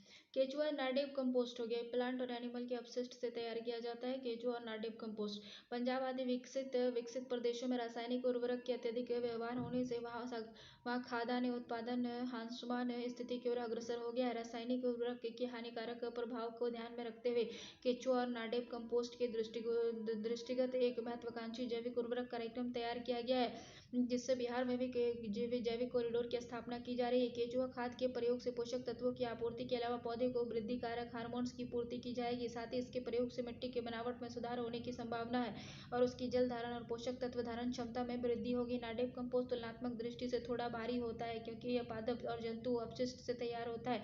इसमें ह्यूमस की मात्रा अधिक होती है। इसके प्रयोग से भूमि में जैविक क्रियाशीलता के बढ़ने के साथ साथ पोषक तत्वों के प्रयोग अथवा चरण को हो जाने से हुई कमी कुपोषण पूर्ण करता है। राज्य में अनुदान सहायता के अंतर्गत केंचुआ खाद्य उत्पादन कार्यक्रम पहले से ही क्रियान्वित है और इस कार्यक्रम को व्यापक रूप से आगे बढ़ाने का प्रस्ताव है। राष्ट्रीय मृदा स्वास्थ्य और उर्वरता प्रबंधन परियोजना उद्देश्य निम्नलिखित व्यापक उद्देश्य के साथ ये योजना लागू की जा रही है। मृदा स्वास्थ्य तथा इसकी उर्वरता बढ़ाने हेतु द्वितीय एवं सूक्ष्म पोषक तत्वों और जैविक खादों और जैव उर्वरक सहित रासायनिक उर्वरकों के विवेकपूर्ण प्रयोग के जरिए एकीकृत पोषक प्रबंधन सुविधा प्रदान करना और उसे बढ़ावा देना है। मृदा परीक्षण सुविधाओं को मजबूत करना तथा किसानों को मृदा उत्पादकता एवं अधिक लाभ प्राप्ति हेतु मृदा परीक्षण आधारित अनुशंसाएं करना है। हरित खाद के जरिए मृदा स्वास्थ्य में सुधार करना है। उर्वरक तथा फसल उत्पादन में वृद्धि हेतु अम्लीय अथवा क्षारीय भूमि में सुधार लाकर कृषि में प्रयुक्त करने के लिए मृदा सुधारने को बढ़ावा देना और उसकी सुविधा उपलब्ध कराना है। उर्वरक प्रयोग की दक्षता बढ़ाने, सूक्ष्म पोषक तत्वों का प्रयोग को बढ़ावा देने और उर्वरक के संतुलित प्रयोग का लाभ के संदर्भ में किसानों के खेतों में प्रदर्शन सहित प्रशिक्षण और प्रदर्शन के जरिए SLT प्रसार कर्मचारियों तथा किसानों की कुशलता और ज्ञान और उनकी क्षमता निर्माण को उन्नत बनाना है। उर्वरक नियंत्रण आदेश को प्रभावी तरीके से लागू किए जाने हेतु राज्य सरकार के क्रियान्वयन अधिकारियों को प्रशिक्षित करने सहित फर्टिलाइजर क्वालिटी कंट्रोल सुविधाओं को बल प्रदान कर उर्वरक की गुणवत्ता नियंत्रित और सुनिश्चित करना है। उर्वरकों को संतुलित प्रयोगों को बढ़ावा देने हेतु क्रियाकलापों तथा SLT उर्वरक जांच प्रयोगशाला की स्थापना तथा उन्नयन हेतु वित्तीय सहायता प्रदान करना अंगीभूत अवयव योजना के अंगीभूत अवयव में शामिल है। मृदा परीक्षण प्रयोगशालाओं को मजबूत करना। सूक्ष्म पोषक तत्वों के विश्लेषण हेतु 11वीं पंचवर्षीय योजना के दौरान 500 नई मृदा परीक्षण प्रयोगशालाओं और 250 चलंत मुद्रा परीक्षण प्रयोगशालाओं की स्थापना करना। सूक्ष्म पोषक तत्वों के विश्लेषण हेतु वर्तमान में कार्यरत 315 राज्य मृदा परीक्षण प्रयोगशालाओं को सबल बनाना है। मृदा परीक्षण प्रयोगशालाओं के कर्मचारियों, प्रसार अधिकारियों, किसानों तथा क्षेत्र प्रदर्शन और कार्यशाला इत्यादि के द्वारा क्षमता निर्माण करना है। उर्वरक के संतुलित प्रयोग के लिए आंकड़ों कोश का निर्माण करना है जो स्थल के लिए विशेषीकृत है।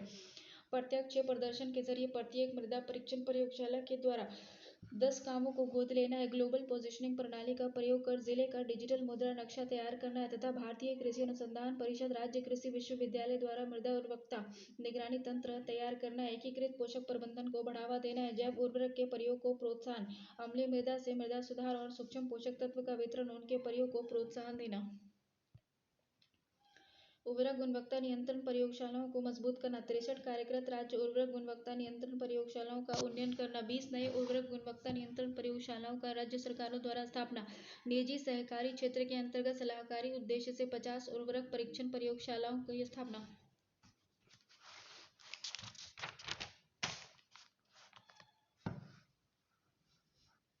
बिहार कृषि प्रधान राज्य है। ये जल संसाधन प्रचुर मात्रा में उपलब्ध है। वर्षा की अनियमितता रबी की फसलों के लिए आवश्यक है। जल की पूर्ति, नदियों के बाढ़ के प्रकोप को कम करने तथा जल परिवहन हेतु नौकायन की सुविधा प्रदान करने हेतु राज्य में नहरों के निर्माण एवं विकास में निवेश के योगदान दिया गया है। बिहार में नलकूप, तालाब और नहर और कुआं द्वारा सिंचाई की जाती है। सिंचाई के साधन में नहर एवं नलकूप का महत्वपूर्ण स्थान है। कुआं तथा तालाब से अल्प क्षेत्र ही सिंचित किए जाते हैं। सिंचाई एवं जल प्रबंधन ग्रामीण अर्थव्यवस्था के लिए महत्वपूर्ण अधोसंरचनाएं हैं। इसका मुख्य कारण यह है कि सुनिश्चित सिंचाई सुविधा से कृषि उत्पादन में वृद्धि होती है। इससे ग्रामीण आबादी की आय बढ़ती है, जिसके अलावा इससे बिहार और देश दोनों के लिए खाद्य सुरक्षा सुनिश्चित करने में मदद मिलती है।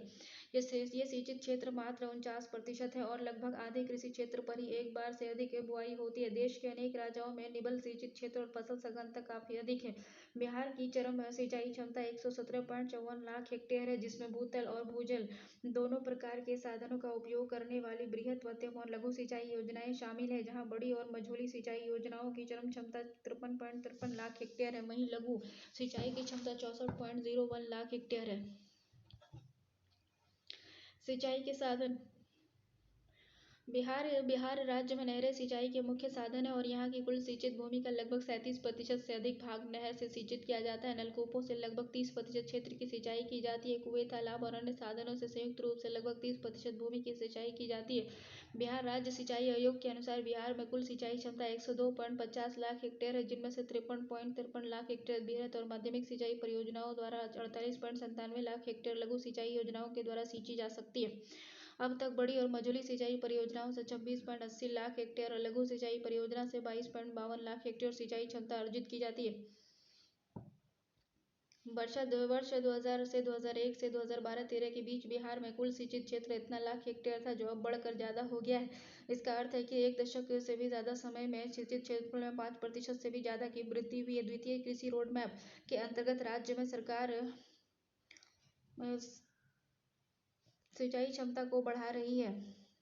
2012-17 में बढ़ गया है, चूँकि बिहार में 75 से 80% वर्षा मानसून के दौरान हो जाती है, तो राज्य में सिंचाई बहुत महत्वपूर्ण हो जाती है। कुल बुआई क्षेत्र में 57% ही सिंचाई संभव है।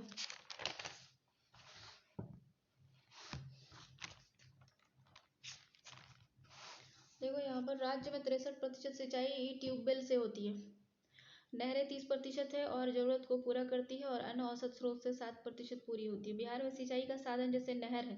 नहर से सबसे ज़्यादा सिंचाई भोजपुर, औरंगाबाद और वेस्ट चंपारण में होता है। 73%, 71% और 62%। नलकूप से जो है सिंचाई कहाँ होता है? समस्तीपुर, सीतामढ़ी और बेगूसराय में। समस्तीपुर में सबसे ज़्यादा 84%, सीतामढ़ी में, बेगूसराय में 80% क्षेत्र नलकूप से सींचा जाता है। दरभंगा में कुआं चलता है। कुआं जो है दरभंगा, मधुबनी, वेस्ट चंपारण, बेगूसराय, इस समय कुआं है। दरभंगा में कुआं ज़्यादा है। तालाब जो है ये मधुबनी में ज़्यादा है, वैशाली में ज़्यादा है और दरभंगा में ज़्यादा है। बिहार में विद्युत चलित पंप का सर्वप्रथम उपयोग 1945-46 में डेहरी सासाराम क्षेत्र में किया गया था। तत्पश्चात सन 1946 में बिहार शरीफ तथा बिहटा में किया गया। विद्युत पंपों से सिंचाई आरंभ की गई। सिंचाई के अन्य साधन तालाब, पाइन और आहार चौर और उल्लेखनीय है। देखो नहरें, बिहार में नहरें सिंचाई का अति महत्वपूर्ण तथा सर्वप्रमुख साधन है। यहाँ के उत्तरी भाग में धरातलीय स्वरूप, मुलायम और जलोढ़ चट्टानों की उपस्थिति, विस्तृत कृषि क्षेत्र और नियत वाहिनी दल द्वारा जल की आपूर्ति के कारण सिंचाई हेतु नहरों के विकास में विशेष सहायता मिलती है। बिहार में 2 प्रकार की नहरें हैं, एक है नित्यवाही और सदाबही नहरें हैं और एक अनित्यवाही मौसमी नहरें हैं। तो नित्यवाही नहरें हैं ये नहरें जो वर्षा पर्यंत जल से भरी रहती है और इस नहरों का उद्गम या तो वर्ष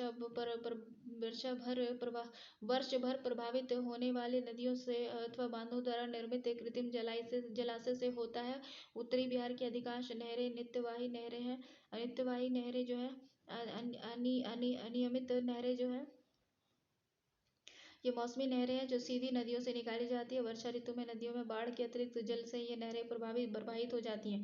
बिहार राज्य की अधिकांश नहरें नित्यवाही कोटि के अंतर्गत आती है। बिहार के बाढ़ की नहरें और अनित्यवाही नहरों की अपेक्षा नित्यवाही नहरें अधिक उपयोगी है, क्योंकि जब सिंचाई की आवश्यकता महसूस होती है तो इनके जल का उपयोग सिंचाई के लिए किया जा सकता है। इतना ही नहीं, ऐसी नहरें परिवहन की दृष्टि से भी उपयोगी हैं। बिहार में सरकारी नहरों के अतिरिक्त जमींदारों तथा किसानों के द्वारा निर्मित कुछ निजी नहरों से भी सिंचाई की जाती है। बिहार की नहरों के द्वारा कुल सिंचित भूमि का 73% राज्य के दक्षिणी मैदान में तथा लगभग 24% उत्तरी बिहार के मैदान में सिंचित है। सिंचाई की दृष्टि से बिहार की निम्नलिखित नहरें उल्लेखनीय है। सोन नहर, डेहरी के समीप सोन नदी पर बांध बनाकर नदी के दोनों किनारों से 2 नहरें निकाली गई है। इसे पूर्वी सोन नहर तथा पश्चिमी सोन नहर कहते हैं। पश्चिमी सोन नहर, ये नहर सोन नदी के दाहिने किनारे में डेहरी नामक स्थान से निकाली गई है और इस नहर की 3 शाखाएं हैं, एक आरा, बक्सर, चौसा और डुमराव। इन नहरों से 3 लाख हेक्टेयर भूमि की सिंचाई की जाती है। बक्सर और रोहतास जिले में की जाती है। देखो डालमिया नगर से निकाली गई है पश्चिमी सोन नहर और आरा, बक्सर, चौसा, रोहतास में सिंचाई की जाती है 3 लाख हेक्टेयर पर। कोसी नहर हो गया। कोसी नदी को बिहार का शोक कहा जाता है, क्योंकि यह नदी से आने वाली बाढ़ से प्रतिवर्ष अपार धन जन की क्षति होती है। इस क्षति से छुटकारा प्राप्त करने के उद्देश्य कोसी नदी परियोजना का निर्माण किया गया था।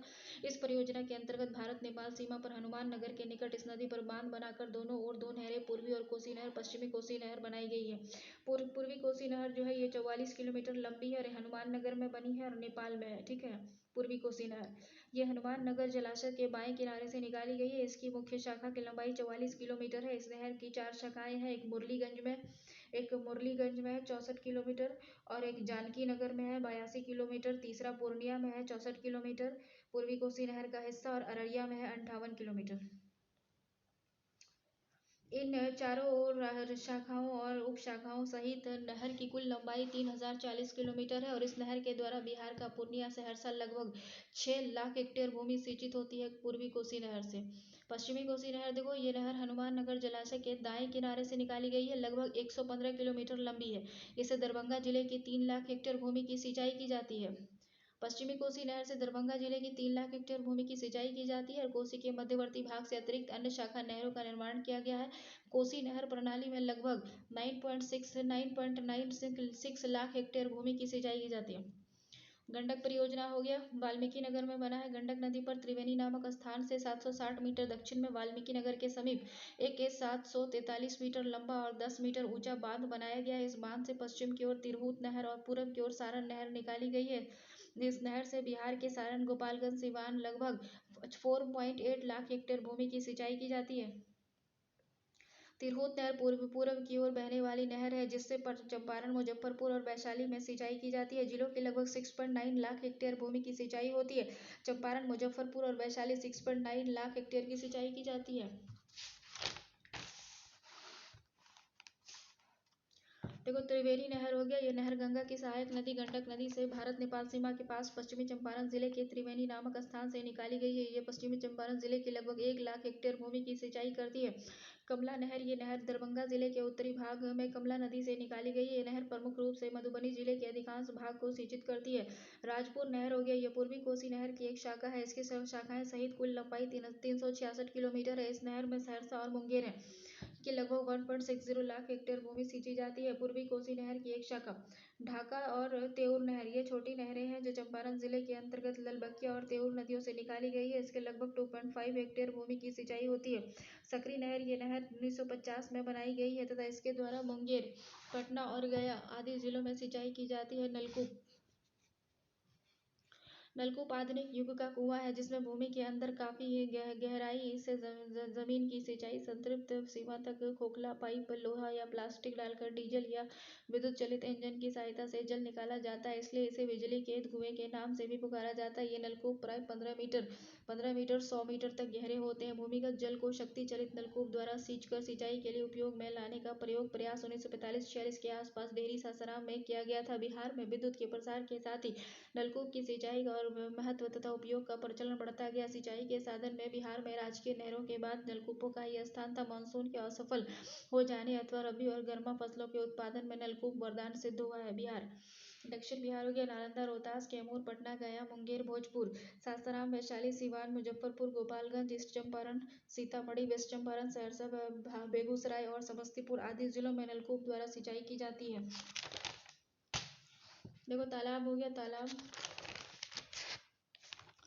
बिहार में सिंचाई के लिए तालाब का उपयोग लगभग सभी जिलों में किया जाता है। प्राचीन समय से ही गड्ढेनुमा प्रकृति, धरातल तथा कृत्रिम तालाब और पोखर खोदकर जल एकत्रित कर बिहार में सिंचाई की जाती रही है। उत्तर बिहार के मैदान में तालाब द्वारा सिंचित जिलों में गोपालगंज जिला विशेष रूप से उल्लेखनीय है। कुआं, बिहार के मैदानी भाग की मुलायम मिट्टी वाली भूमि में कुएं की खुदाई आसानी से हो जाती है। गंगा के मैदान में भूमिगत जल स्तर भी पर्याप्त ऊंचा है। यहाँ कई स्थानों पर 7 फीट के करीब खोदने पर ही पानी का स्रोत निकल आता है। ये कच्चे और पक्के दोनों प्रकार के कुएं से सिंचाई की जाती है। नलकूपों को छोड़कर कुएं से की जाने वाली सिंचाई में लट्ठा, कुंडी और रहट का प्रयोग किया जाता है। बिहार में सारण, सिवान, गोपालगंज जिलों में कुएं से सर्वाधिक सिंचाई की जाती है। अन्य साधन, बिहार में सिंचाई के अन्य साधन आहर, पाइन और चौर है। पाइन नदियों, नालों और नहरों से सिंचाई के लिए मिट्टी खोदकर बनाई गई एक कृत्रिम प्रणाली है। पटना, गया, मुंगेर और भागलपुर जिले में जमींदारों द्वारा पाइन निर्माण कर सिंचाई के लिए प्रयोग में लाया जाता था। थोड़ी मात्रा में रोहतास, भोजपुर, कैमूर, बक्सर, भागलपुर, दरभंगा क्षेत्रों में भी पाइन द्वारा सिंचाई की जाती है। लघु सिंचाई की चरम क्षमता लगभग 64 लाख हेक्टेयर है, जिसमें से 53% से कुछ अधिक सृजित की जा चुकी है, और इस सृजित क्षमता से 85% हिस्से का प्रयोग किया जाता रहा है। अहर और पाइन, गया में राज्य में इस समय 20,938 अहर पाइन सिंचाई तालाब हैं। बिहार में 20,938 आहर पाइन सिंचाई तालाब है, जिनमें से 84% कार्यशील है। आहर पाइन सिंचाई तालाब दक्षिण बिहार के 17 जिलों में मौजूद है, जिनकी सर्वाधिक संख्या गया में है। गया में सबसे ज़्यादा आहर पाइन है, 7,264। फिर नवादा में है 2,839, जमुई में है 2,522 और बांका में है 2,263। मुख्यमंत्री आहर पाइन परियोजना भी शुरू की गई है। इस परियोजना के तहत 229 योजनाओं का क्रियान्वयन हो रहा है। इस योजनाओं को पूरा हो जाने पर 1.22 लाख हेक्टेयर में अतिरिक्त सिंचाई की सुविधा विकसित होती है। अभी तक 35 योजनाएं पूरी हो चुकी हैं। बिहार के 38 जिले बाढ़ प्रभावित। मोस्ट उत्तरी गंगा के मैदान है। 3 से 4 जिले सूखा प्रभावित और मोस्टली औरंगाबाद, गया और नवादा है। नदियों का अंतर संबंध क्या? रिवर लिंकिंग प्रोजेक्ट है जिस पर काम चल रहा था, जो भारत सरकार द्वारा शुरू की गई है, जिसमें बिहार को भी शामिल किया गया है। 2017 से 2022 के बीच बिहार के सूखाग्रस्त क्षेत्रों की कुछ नदियों को आपस में जोड़ने का प्रस्ताव रखा गया है। इस परियोजना के तहत मुख्यतः बरसात के मैदान में पानी की अधिकता वाले नदी बेसिन से पानी कमी वाले बेसिन में स्थानांतरित किया जाएगा। कमांड क्षेत्र विकास और जल प्रबंधन। तो ये राज्य में बड़ी और मझोली सिंचाई परियोजनाओं को कमांड क्षेत्र विकसित और प्रबंधन कार्यक्रम का क्रियान्वयन 4 कमांड क्षेत्र विकसित कर जरिए 2012 से 20 के बीच किया जाना था। कमांड विकास कार्यक्रम केंद्र प्रायोजित योजना है। त्वरित सिंचाई लाभ कार्यक्रम के जरिए वित्त पोषित है। कार्यक्रम के तहत 1672 एकड़ को जोड़ना था। कमांड क्षेत्र का विकास करना था। NMMI सूक्ष्म सिंचाई का राष्ट्रीय मिशन को एक मिशन के रूप में जून 2010 में शुरू किया गया था और NMMI पानी के स्रोत को में बेहतर दक्षता, फसल और उत्पादकता और किसानों की आय में वृद्धि करने के लिए राष्ट्रीय खाद्य सुरक्षा मिशन की तिलहन, दलहन, मक्का आदि एकीकृत योजना, आइसोपोम कपास पर प्रौद्योगिकी मिशन आदि के जैसे बड़े बड़े सरकारी कार्यक्रम के अंतर्गत सूक्ष्म सिंचाई गतिविधियों के समावेश को बढ़ावा देना और नए दिशा निर्देश पानी के उपयोग की दक्षता में वृद्धि, फसलों की उत्पादकता में वृद्धि करेंगे और पानी के खारेपन और जल जमाव जैसी मुद्दों का हल प्रदान करेंगे। योजना की विशेषताएं क्या है? भारत सरकार के शेयर के अंतर्गत छोटे और सीमांत किसान 60% सब्सिडी प्राप्त करेंगे और अन्य लाभार्थियों के लिए 5 हेक्टेयर क्षेत्र तक 50%। सूक्ष्म सिंचाई के लिए उन्नत प्रौद्योगिकी के नए उपकरण का प्रयोग, जैसे अर्धस्थायी स्प्रिंकलर प्रणाली, फोर्टिगेशन प्रणाली, रेत का फिल्टर, विभिन्न प्रकार के बल्ब आदि। जिलों के बजाय राज्य की क्रियान्वयन एजेंसियों को केंद्रीय शेयर का रकम जारी करना। इस योजना में एक प्रभावी सुपुर्दगी प्रणाली भी है, जो सकड़ खेती के अंतर्गत बड़े क्षेत्र के लिए लाभार्थी पंचायतों और राज्य की क्रियान्वयन एजेंसियों और अन्य पंजीकृत प्रणाली और प्रदाताओं के बीच सघन समन्वय की मांग को पूरा करेगा। नोडल समिति के रूप में बागवानी में प्लास्टिक कल्चर के अनुप्रयोग पर राष्ट्रीय समिति देश के प्रभावी क्रियान्वयन पर उचित निगत उपाय प्रदान करती है।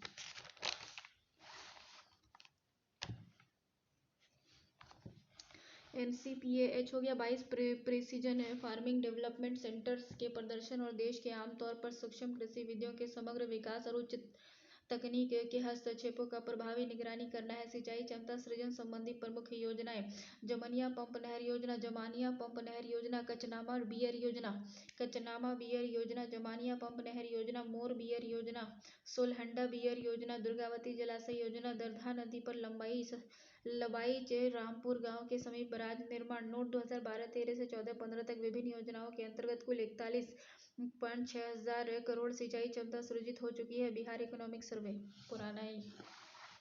देखो, बहुउद्देशीय नदी घाटी परियोजना क्या है? भारत ने यूनाइटेड स्टेट ऑफ अमेरिका की टेनेंसी वैली प्रोजेक्ट टेनेसी घाटी परियोजना से उत्साहित होकर बहुउद्देशीय घाटी परियोजना आरंभ की थी। उद्देश्य योजनाओं का उद्देश्य क्या था?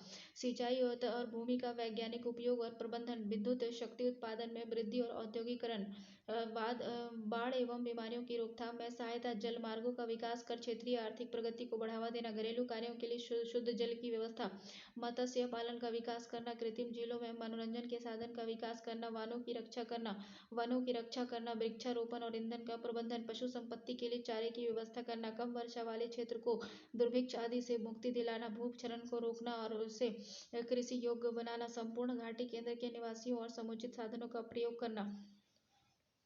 इन सभी उद्देश्यों की पूर्ति करने वाले नदी घाटी परियोजना को बहुउद्देशीय योजना कहा जाने लगा। पंडित जवाहरलाल नेहरू ने इन योजनाओं को आधुनिक भारत के मंदिर और तीर्थ स्थान कहा था। इन परियोजनाओं के अंतर्गत भैंसा लोटन, वाल्मीकि नगर, भैंसा लोटन। इस परियोजना के अंतर्गत भैंसा लोटन वाल्मीकि नगर नामक स्थान पर नदी के आर पार 743 किलोमीटर लंबा अवरोधक बांध बनाकर वाल्मीकि जलाशय का निर्माण किया गया, जिसका विस्तार नेपाल सीमा तक है। वाल्मीकि बैराज के पूर्वी भाग से पूर्वी नहर निकाली गई है, जिसे तिरहुत नहर कहते हैं। इस नहर की लंबाई 293 किलोमीटर है, जो गंडक नदी पर है। बिहार के नदी घाटी परियोजना कौन कौन सी है? 3 नदी घाटी परियोजना है बिहार में। एक सोन नदी घाटी परियोजना है, गंडक नदी घाटी परियोजना है और एक कोसी नदी घाटी परियोजना है। तो समानांतर समस्तीपुर तक विस्तृत है। इस नहर के कई शाखाएं हैं जैसे निकाली गई, जिनमें से सुगौली, वैशाली, जमुनिया, जैतपुर, घोड़साहन और मनिकपुर डुमरिया आदि प्रमुख है। सुगौली, वैशाली, जमुनिया, जैतपुर, घोड़ासन और मानिकपुर और ढुमरिया। इस नहर और उसकी शाखाओं से पश्चिमी चंपारण, पूर्वी चंपारण, मुजफ्फरपुर, वैशाली और समस्तीपुर जिले की लगभग 5.4 हेक्टेयर कृषि भूमि सिंचित होती है। पूर्वी नहर वाल्मीकि नगर के पूर्व में एक जल विद्युत केंद्र स्थापित किया गया है, जहाँ की विद्युत का उपयोग नेपाल करती है। पूर्वी गंडक नहर की शाखा तिरहुत नहर के अतिरिक्त एक अन्य नहर भी बनाई गई है, जिसका जल नेपाल की तराई क्षेत्र को सिंचित करता है। इस नहर का विस्तार क्षेत्र दरभंगा तक किया जाता है। वाल्मीकि जलाशय के पश्चिमी किनारे में मुख्य पश्चिमी गंडक नहर निकाली गई है। यह नहर 2200 किलोमीटर लंबी है, जो 19 किलोमीटर नेपाल और 112 किलोमीटर उत्तर प्रदेश की है। देवरिया, महाराजगंज और गोरखपुर जिलों में सिंचाई सुविधा प्रदान करने के बाद बिहार और गोपालगंज में प्रवेश करती है। इन 3 परियोजनाओं की कमांड एरिया डेवलपिंग प्रोग्राम में 1976 में लाया गया था। ये तीनों परियोजनाएं राज्य सरकार की हैं। इस नहर के द्वारा गोपालगंज, सारण, सिवान जिले की लगभग 4 लाख हेक्टेयर भूमि की सिंचाई की जाती है। इस नहर की शाखाएं भी है, जैसे कटरा, छपरा, पतेहा, छपिया, हथुआ, मडौरा, महाराजगंज, सिवान मुख्य शाखाएं हैं। इस नहर से ये कृषि उत्पादन में तीव्र गति से विकास करती है। बिहार में बाढ़ की विभीषिका एवं सूखे की प्रचंडता को ध्यान में रखकर कई परियोजनाएं बनाई गई है। इसमें 3 नदी घाटी बहुउद्देशीय परियोजनाएं प्रमुख हैं। एक है सोन नदी घाटी परियोजना, गंडक नदी घाटी परियोजना, कोसी नदी घाटी परियोजना। इसके अतिरिक्त कुछ अन्य परियोजनाएं भी हैं, जैसे कि दुर्गावती जलाशय परियोजना, ऊपरी किउल जलाशय परियोजना, बागमती परियोजना, बरनार जलाशय परियोजना। सोन नदी घाटी परियोजना हो गया। 1874 में निर्मित सोन नदी घाटी परियोजना बिहार की पहली और सबसे पुरानी नदी घाटी परियोजना है, जिसका विकास अंग्रेजी शासकों द्वारा सिंचाई के दृष्टिकोण से किया गया था। वर्ष 1876-77 में बारू ने डेहरी के पास बांध बनाकर सोन नदी से निकाली गई क्रमशः पूर्वी सोन नहर और पश्चिमी सोन नहर थी। पूर्वी सोन नहर 130 किलोमीटर थी। 1876 ईस्वी में बारू नामक स्थान से सोन नदी के दाहिने से 130 किलोमीटर लंबी पूर्वी सोन नहर निकाली गई थी, जो पटना के पास गंगा में मिल जाती है। ये एक संबद्ध नहर है। औरंगाबाद, अखल, पटना, गया, जहानाबाद आदि जिले के 2.5 लाख हेक्टेयर भूमि इससे सिंचित की जाती है। पश्चिमी सोन नहर डेहरी ऑनसून नामक स्थान से सोन नदी के दक्षिणी छोर से निकाली गई है। यह नहर पुनः 3 शाखाओं में बढ़ जाती है। पश्चिमी सोन नहर इन 3 शाखाओं में भोजपुर, बक्सर, रोहतास जिले में लगभग 3 लाख हेक्टेयर भूमि पर सिंचाई की जाती है।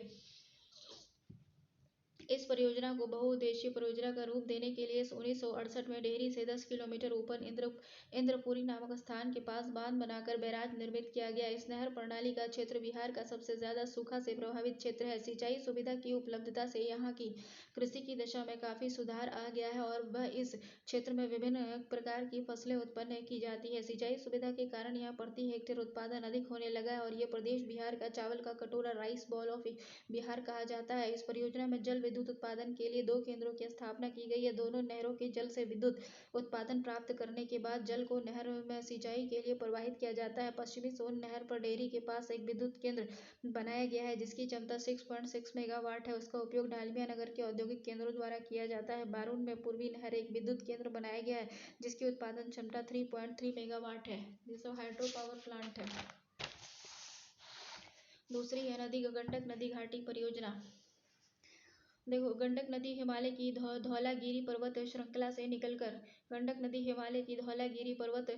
निकलकर नेपाल की बूढ़ी गंडक, माही, बातो, साती, गोल गंडक, कोली गंडक,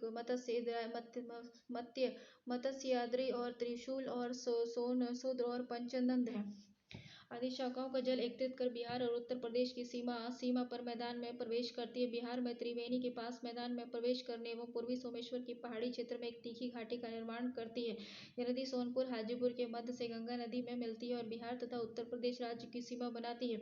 कोसी की तरह गंडक नदी भी मार्ग परिवर्तन के लिए कुख्यात है। इसी घाटी के अध्ययन से यह स्पष्ट होता है कि पिछले 300 वर्षों तक ये पूर्व की ओर खिसकती रहती है। बूढ़ी गंडक इसी नदी की एक पुरानी धारा है। बिहार के लगभग 11,000 किलोमीटर स्क्वायर का जल इस नदी के द्वारा प्रवाहित होता है।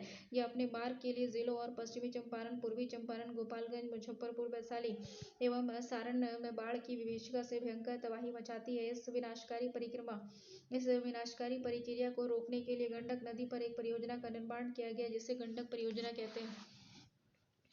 इस परियोजना का उद्देश्य जो था वो गंडक नदी के बाढ़ को नियंत्रित करना था, नहर का निर्माण कर नदी के अतिरिक्त जल की सिंचाई हेतु प्रयोग में लाना था, जल विद्युत का उत्पादन करना था, भूमि कटाव पर रोक लगाना था, मत्स्य उद्योग का विकास करना था, फलेरिया तथा अन्य बीमारियों पर नियंत्रण करना था, धारा परिवर्तन पर रोक करना था।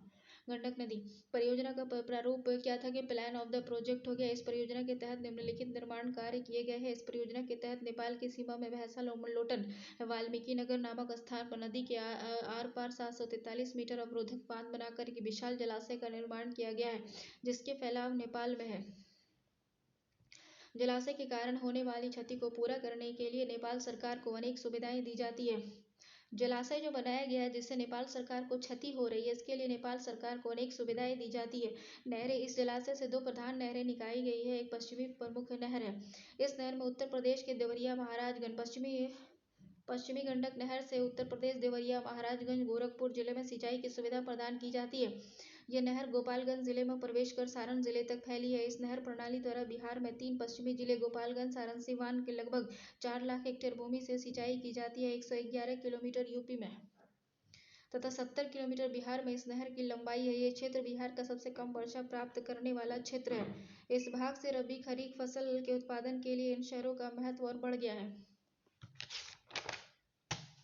इसी भाग में बिहार का सबसे अधिक गन्ने का उत्पादन होता है। पूर्वी प्रमुख नहर भैंसा लोटन से ही जलाशय के पूर्वी भाग में गंडक नदी के समानांतर 293 किलोमीटर लंबी पूर्वी मुख्य शाखा निकाली गई है, जिससे तिरहुत नहर के नाम से जाना जाता है, जो बिहार के कई जिलों से निकलती है समस्तीपुर तक फैली है। इस नहर द्वारा बिहार के पूर्वी एवं पश्चिमी चंपारण, मुजफ्फरपुर, वैशाली, समस्तीपुर जिले की लगभग 7 लाख हेक्टेयर भूमि की सिंचाई की जाती है।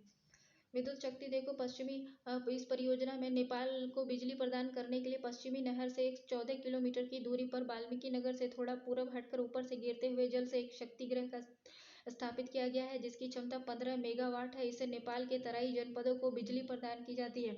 बाढ़ नियंत्रण हो गया। गंडक बहुउद्देशीय परियोजना एक महत्वपूर्ण कार्य बाढ़ नियंत्रण है। बिहार लगभग 94.16 लाख हेक्टेयर भूमि अर्थात 73.06 भूमिवाद ग्रसित है। इससे 68 लाख हेक्टेयर भूमि उत्तर बिहार में है, जिसमें सबसे अधिक प्रभावित क्षेत्र गंडक नदी पर तटबंध बनाकर कुछ हद तक काबू पाया गया है। देखो, कोसी नदी घाटी परियोजना, ये 1953 में इसकी स्थापना हुई थी और 1954 में इंडो नेपाल की सहमति मिली थी और 1965 में बनकर तैयार हुई थी। कोसी नदी घाटी परियोजना जो थी, ये 1953 में जो है स्थापना किया गया था। 1954 में इसको जो है नेपाल की सहमति ली गई थी और 1965 में ये बनकर तैयार हुई थी। उत्तर बिहार की प्रमुख परियोजनाओं में ये परियोजना 86 करोड़ रुपए की लागत से पूरी हुई थी। नेपाल सरकार, भारत सरकार और बिहार सरकार तीनों की परियोजना है ये। इससे 3200 हेक्टेयर भूमि को बचाया गया था। कोसी से 3200 हेक्टेयर भूमि को बचाया गया और बांध बनाकर बाढ़ से। यह की संयुक्त सामूहिक दायित्व वाली परियोजना है। इस परियोजना का उद्देश्य था कोसी नदी के बाढ़ को नियंत्रित करना, नहर का निर्माण करना, नदी के अतिरिक्त जल की सिंचाई हेतु प्रयोग में लाना, जल विद्युत का उत्पादन करना, भूमि कटाव पर रोक लगाना, मत्स्य उद्योग और जलमार्ग का विकास करना, मलेरिया और अन्य बीमारियों पर नियंत्रण करना। और इस परियोजना के अंतर्गत 86 करोड़ रुपए की लागत से निम्नलिखित निर्माण किए गए हैं। जैसे कि 1966 में इस पर बांध बना कहा, हनुमान नगर अवरोधक बांध का निर्माण किया गया। कोसी बैराज ये हनुमान नगर में स्थित है। ये बांध कोसी नदी के आर पार नेपाल के हनुमान नगर से लगभग 5 किलोमीटर उत्तर में बनाया गया है। लगभग 5 किलोमीटर ऊपर बनाया गया। ये बांध 1.2 किलोमीटर लंबा और 72 मीटर ऊंचा है। इसमें निर्मित जलाशय से 3 लाख हेक्टेयर मीटर जल एकत्रित किया गया है और इस बांध के पूर्वी किनारे से पूर्वी कोसी नहर निकाली गई है।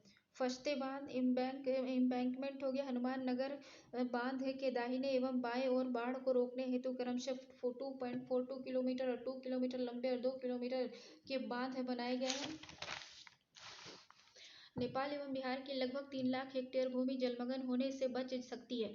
नहरें और कैनाल्स हो गया। परियोजना के अंतर्गत निम्नलिखित नहरों का निर्माण किया गया है। पूर्वी कोसी नहर, ये नहर हनुमान नगर जलाशय के बाएं किनारे से निकाली गई है। इसके द्वारा नेपाल की सप्ताही जनपद और बिहार की पूर्णिया, अररिया, मधेपुरा, सहरसा जिलों में लगभग 6 लाख हेक्टेयर भूमि की सिंचाई की जाती है।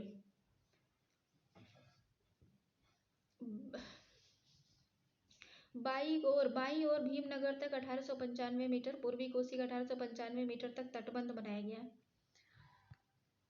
पश्चिमी कोसी नहर हो गया। यह नहर हनुमान नगर अवरोधक बांध के दाहिने किनारे से निकाली गई है। यह लगभग 115 किलोमीटर लंबी है। इससे बिहार के दरभंगा तथा मधुबनी जनपद की 3 लाख हेक्टेयर और नेपाल के सप्ताही जनपद के लगभग 12,000 हेक्टेयर भूमि की सिंचाई संभव है। हनुमान नगर दाईं ओर मर्दा और 2,458 मीटर। राजपुर ताजपुर नहर, राजपुर कैनाल हो गया। पूर्वी कोसी नहर की ओर अधिक विस्तृत कर इसकी एक शाखा ताजपुर नहर निकाली गई है। ताजपुर नहर के रूप में शाखाओं सहित कुल लंबाई 366 किलोमीटर है। कटैया हो गया। बीरपुर के पास जल विद्युत गृह स्थापित किया गया है। इससे खगड़िया और सहरसा जिले की लगभग 1.6 लाख हेक्टेयर भूमि की सिंचाई संभव हो सकी है। विद्युत शक्ति गृह पावर हाउस। दूसरे चरण में पूर्वी कोसी नहर पर एक जल विद्युत शक्ति गृह की स्थापना की गई है, जिसकी उत्पादन क्षमता 20,000 किलोवाट है। इसका उपयोग आधा आधा बिहार तथा नेपाल सरकार मिलकर कर रही है। दुर्गावती जलाशय हो गया। इसकी लागत 1,000 प्लस 64 करोड़ रुपए थी। जीतन राम मांझी ने दुर्गावती जलाशय का जो उद्घाटन है, जीतन राम मांझी ने 15 अक्टूबर 2014 को इसका उद्घाटन किया। दुर्गावती जलाशय परियोजना का इसकी लागत जो थी वो 1,000 प्लस 64 करोड़ रुपए थी।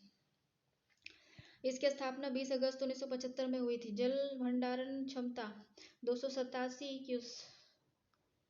कैमूर और रोहतास की संयुक्त परियोजना है। ठीक है, ये कैमूर रोहतास की। इसका शिलान्यास जीतन राम मांझी ने किया। 19 द्वारा देखो, दुर्गावती जलाशय परियोजना का जो शिलान्यास किया गया था वो जगजीवन राम के द्वारा किया गया था 1976 में। उस टाइम ये 25 करोड़ लागत से बनी थी। उद्घाटन इसका 15 अक्टूबर 2014 को हुआ। जीतन राम मांझी के द्वारा नहर की लंबाई 102 किलोमीटर है और 33,467 हेक्टेयर जमीन सिंचित होगी और 386 गांवों को जमीन मिलेगी। 386 गाँव को पानी मिलेगा।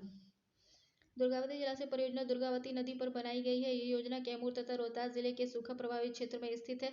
627 किलोमीटर जलग्रहण क्षेत्र है इसका। इस योजना का मुख्य उद्देश्य सूखा प्रभावित क्षेत्रों को सिंचित करना और बाढ़ को नियंत्रित करना था। दुर्गावती नदी कैमूर की पहाड़ियों से निकलती है और इस योजना के बन जाने से इसमें 22.5 किलोमीटर बाईं तरफ नहर और 35.2 किलोमीटर लंबी दाईं तरफ नहर बनाई जाएगी। दोनों नहर से 36,000 हेक्टेयर भूमि की सिंचाई हो सकेगी। ठीक है। ऊपरी किऊल जलाशय जगजीवन राम। ऊपरी किऊल जलाशय और परियोजना। यह परियोजना किऊल नदी के ऊपरी भाग में निर्मित है। एक बहुउद्देशीय नदी घाटी परियोजना है। गहरी गांव के पास किऊल नदी पर बांध बनाकर निर्मित जलाशय में वर्षा काल में जल संग्रहण किया जाता है, जिससे सूखे काल में मुंगेर तथा लखीसराय जनपद के 14,000 हेक्टेयर भूमि में सिंचाई संभव हुई है ऊपरी किऊल से। इसकी सिंचाई क्षमता में और वृद्धि हो सकेगी। बागमती परियोजना सीतामढ़ी में है। बागमती परियोजना सीतामढ़ी में है। यह नदी घाटी परियोजना सीतामढ़ी जिले में बागमती नदी पर स्थित है। नेपाल की सीमा में सीतामढ़ी शिवहर मुख्य मार्ग पर नदी के मार्ग परिवर्तन को रोकने के लिए दोनों किनारे पर तटबंध का निर्माण किया गया है और यह परियोजना एक बहुउद्देशीय परियोजना है। इसका मुख्य उद्देश्य सिंचाई करना, बाढ़ नियंत्रण, नदी कटाव रोकना और जल निकास और पर्यावरण संवर्धन आदि है। इस परियोजना के कार्यान्वयन के बाद पूर्वी चंपारण, सीतामढ़ी, शिवहर, मुजफ्फरपुर जिलों में सिंचाई की जा सकेगी। भंडार जलाशय परियोजना हो गया।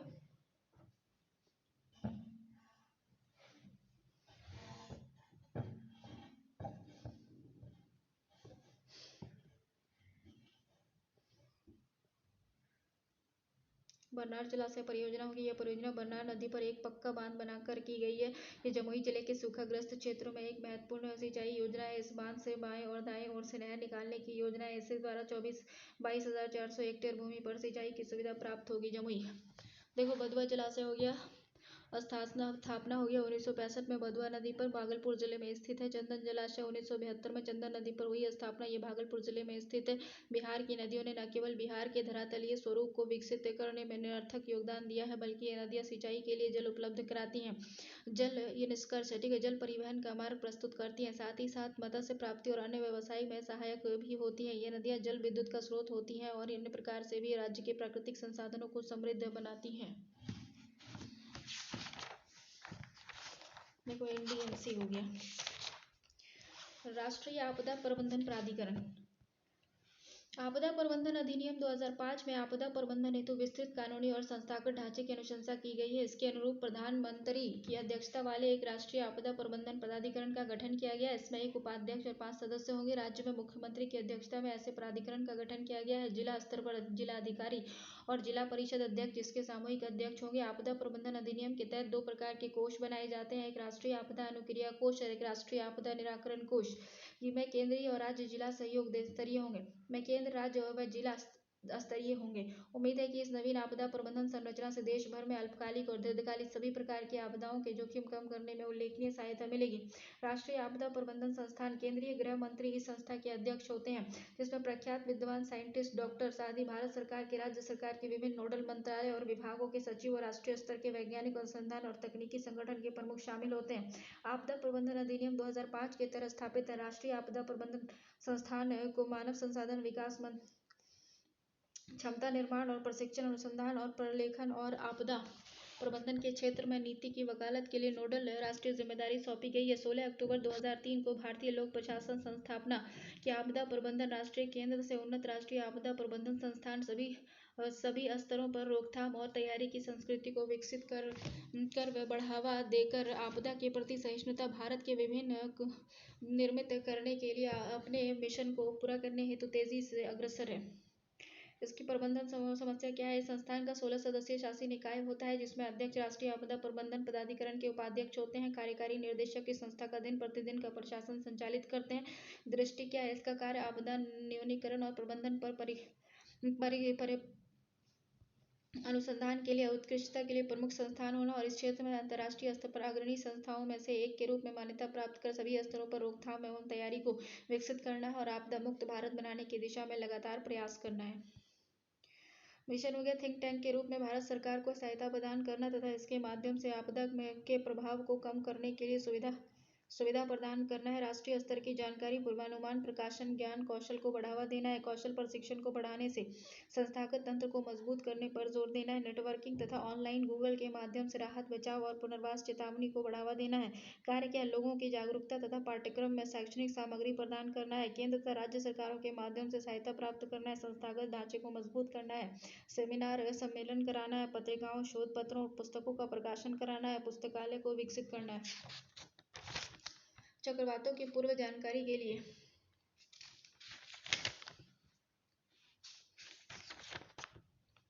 एनडीआरएफ देखो, बचाव कार्य का काम करते हैं। एनडीआरएफ का अधीक्षण, निर्देशन और नियंत्रण करना, आपदा प्रबंधन पर नीतियों का निर्धारण करना। एनडीआरएफ जो होती है टीम, आपदा प्रबंधन पर नियंत्रण को नीतियों पर निर्धारण करना, राष्ट्रीय योजना के अनुबंध करना और भारत सरकार के मंत्रालय या विभागों द्वारा राष्ट्रीय योजना अनुसार तैयार करना है।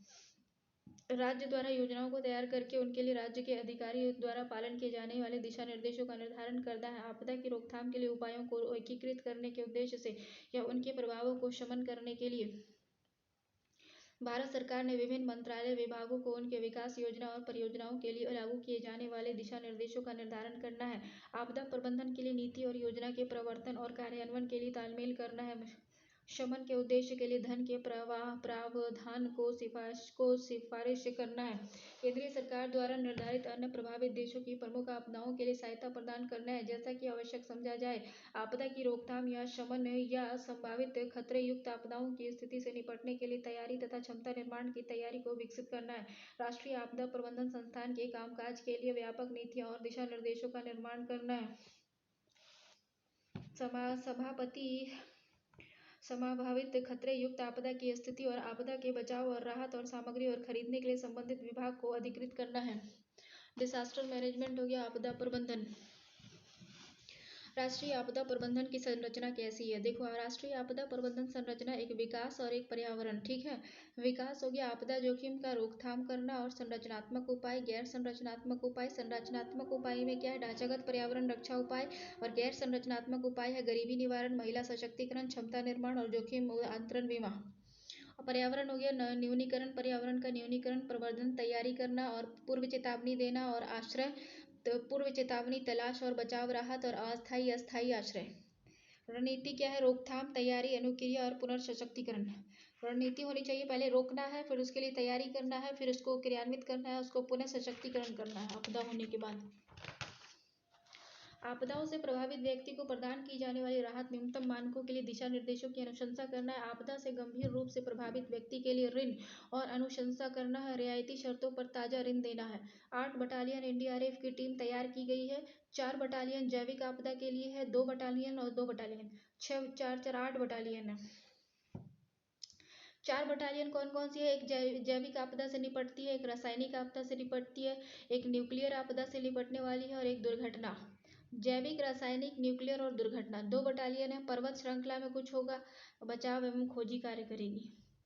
2 बटालियन है समुद्री आपदा के लिए और बचाव राहत के लिए। NDRF national disaster rescue force, national disaster rescue forces होती है। एनडीआरएफ का 166 सूचना केंद्र स्थापित किया गया है। एनडीआरएफ का 166 सूचना केंद्र स्थापित किया गया है पूरे भारत में। इसकी जो क्रोनोलॉजी है वो यही है कि प्रधानमंत्री इसका अध्यक्ष होता है, मुख्यमंत्री होता है, फिर डीएम होता है, फिर एसडीओ होता है। भारत का 60% स्थल जो है वो भूकंप और भूचरण से प्रभावित है। भारत का जो 60% क्षेत्र है वो भूकंप से और भूचरण से प्रभावित है। 4 करोड़ हेक्टेयर भाग जो है तूफान, बाढ़ आदि की वजह से प्रभावित होता है। 4 करोड़ हेक्टेयर भाग। भारत में लंबे समय तक आपदा प्रबंधन प्राकृतिक आपदाओं से प्रभावित लोगों के लिए राहत और पुनर्वास प्रदान करने में एक मुद्दे के रूप में हाशिए पर था। केंद्र सरकार ने आपदा प्रबंधन कृषि मंत्रालय में एक विभाग के रूप में कार्यरत था। राज्य स्तर पर आपदा प्रबंधन राजस्व या राहत विभाग का विषय था, जिसके साथ ही जिला स्तर पर कलेक्टरों के कई संकट प्रबंधन कार्यों में से एक कार्य आपदा प्रबंधन था। विकास और अर्थव्यवस्था पर इसके प्रभाव का कोई विशेष अध्ययन नहीं किया गया था, लेकिन 2005 से 2015 के सहयोगी फ्रेमवर्क में कहा गया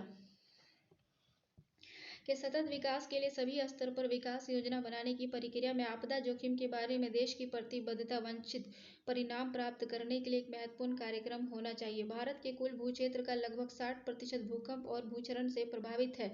लगभग 4 करोड़ हेक्टेयर भूक्षेत्र तूफान और बाढ़ की संभावना बनी रहती है और मैदानी क्षेत्र प्रत्येक वर्ष बाढ़ से ग्रसित होता है। अनेक अंचलों में सूखा, बाढ़, धूल भरी आंधी, बादल फटना, चट्टानें खिसकना, लू, शीतलहरी आदि खतरे का प्रकोप रहता है। लगभग 60% धरती पर सूखे की संभावना बनी रहती है। इनमें से अधिक भूमि तो गंभीर सूखाग्रस्त क्षेत्र है। यदा कदा तटवर्ती क्षेत्र समुद्री तूफान से प्रभावित होती है। ये सभी प्राकृतिक आपदाएं हैं। इनके अलावा मानव निर्मित आपदाएं भी हैं, जैसे कि रासायनिक आपदा, सड़क दुर्घटना, औद्योगिक दुर्घटना, अग्निकुंड, बम धमाका, आणविक आपदा, फ्लू फैलना, महामारी फैलना आदि जिनसे जीवन में को भारी क्षति पहुंचती है। इन आपदाओं को रोकने और उनसे बचने एवं आपदा घटित होने के बाद यथासंभव कम क्षति हो, इसके लिए आपदा प्रबंधन आवश्यक है। केंद्र में आपदा प्रबंधन की संस्था कृषि और सहकारिता मंत्रालय का बाढ़ सूखा विभाग है। केंद्र में आपदा प्रबंधन संस्था कृषि एवं सहकारिता मंत्रालय का बाढ़ एवं सूखा विभाग है। पहले आपदा घटित होने के बाद सारा जोर राहत और पुनर्वास कार्यों में लगा दिया जाता था, परंतु अब आपदा प्रबंधन के दृष्टिकोण में परिवर्तन आया है। अब इनके स्थान पर रोकथाम, तैयारी, अनुक्रिया एवं पुनर्सशक्तिकरण पर जोर दिया जाने लगा है। 10वीं पंचवर्षीय योजना में धारणीय विकास सस्टेनेबल डेवलपमेंट के लिए आपदा प्रबंधन में उपयुक्त तत्वों को समावेश आवश्यक माना गया। इसी के दर्शन को आधार बनाकर एकीकृत राष्ट्रीय आपदा प्रबंधन संरचना को विकसित किया गया है, जिनमें विभिन्न ढांचागत और गैर ढांचागत मुद्दों को जोड़ा गया है। भारत में आपदा रोकथाम और तैयारी के लिए अनेक कदम उठाए जा रहे हैं। संपूर्ण देश के लिए प्राकृतिक आपदा क्षेत्र निर्धारित नक्शे द्वारा बनाए गए हैं। आपदा विशेष आपदा विशेष के लिए सूक्ष्म क्षेत्र निर्धारक मानचित्र बनाया जाएगा, जिसके लिए रिमोट सेंसिंग और भूगर्भिक सूचना तकनीक का प्रयोग किया जाएगा। इन्हें भौगोलिक, मौसम संबंधी, जल विज्ञान संबंधी, भू उपयोग, सामाजिक, आर्थिक आदि सांख्यिकीय आंकड़े के साथ समेकित किया जा रहा है। एक व्यापक पूर्व चेतावनी प्रणाली विकसित की जा रही है। चक्रवातों की पूर्वी जानकारी के लिए पूर्वी पश्चिमी भूतटीय भूभाग को उन्नत डॉपलर रडार प्रणाली तथा बाढ़ की पूर्व सूचना के लिए नदी बेसिन पर 166 बाढ़ पूर्व सूचना केंद्र स्थापित किए गए हैं।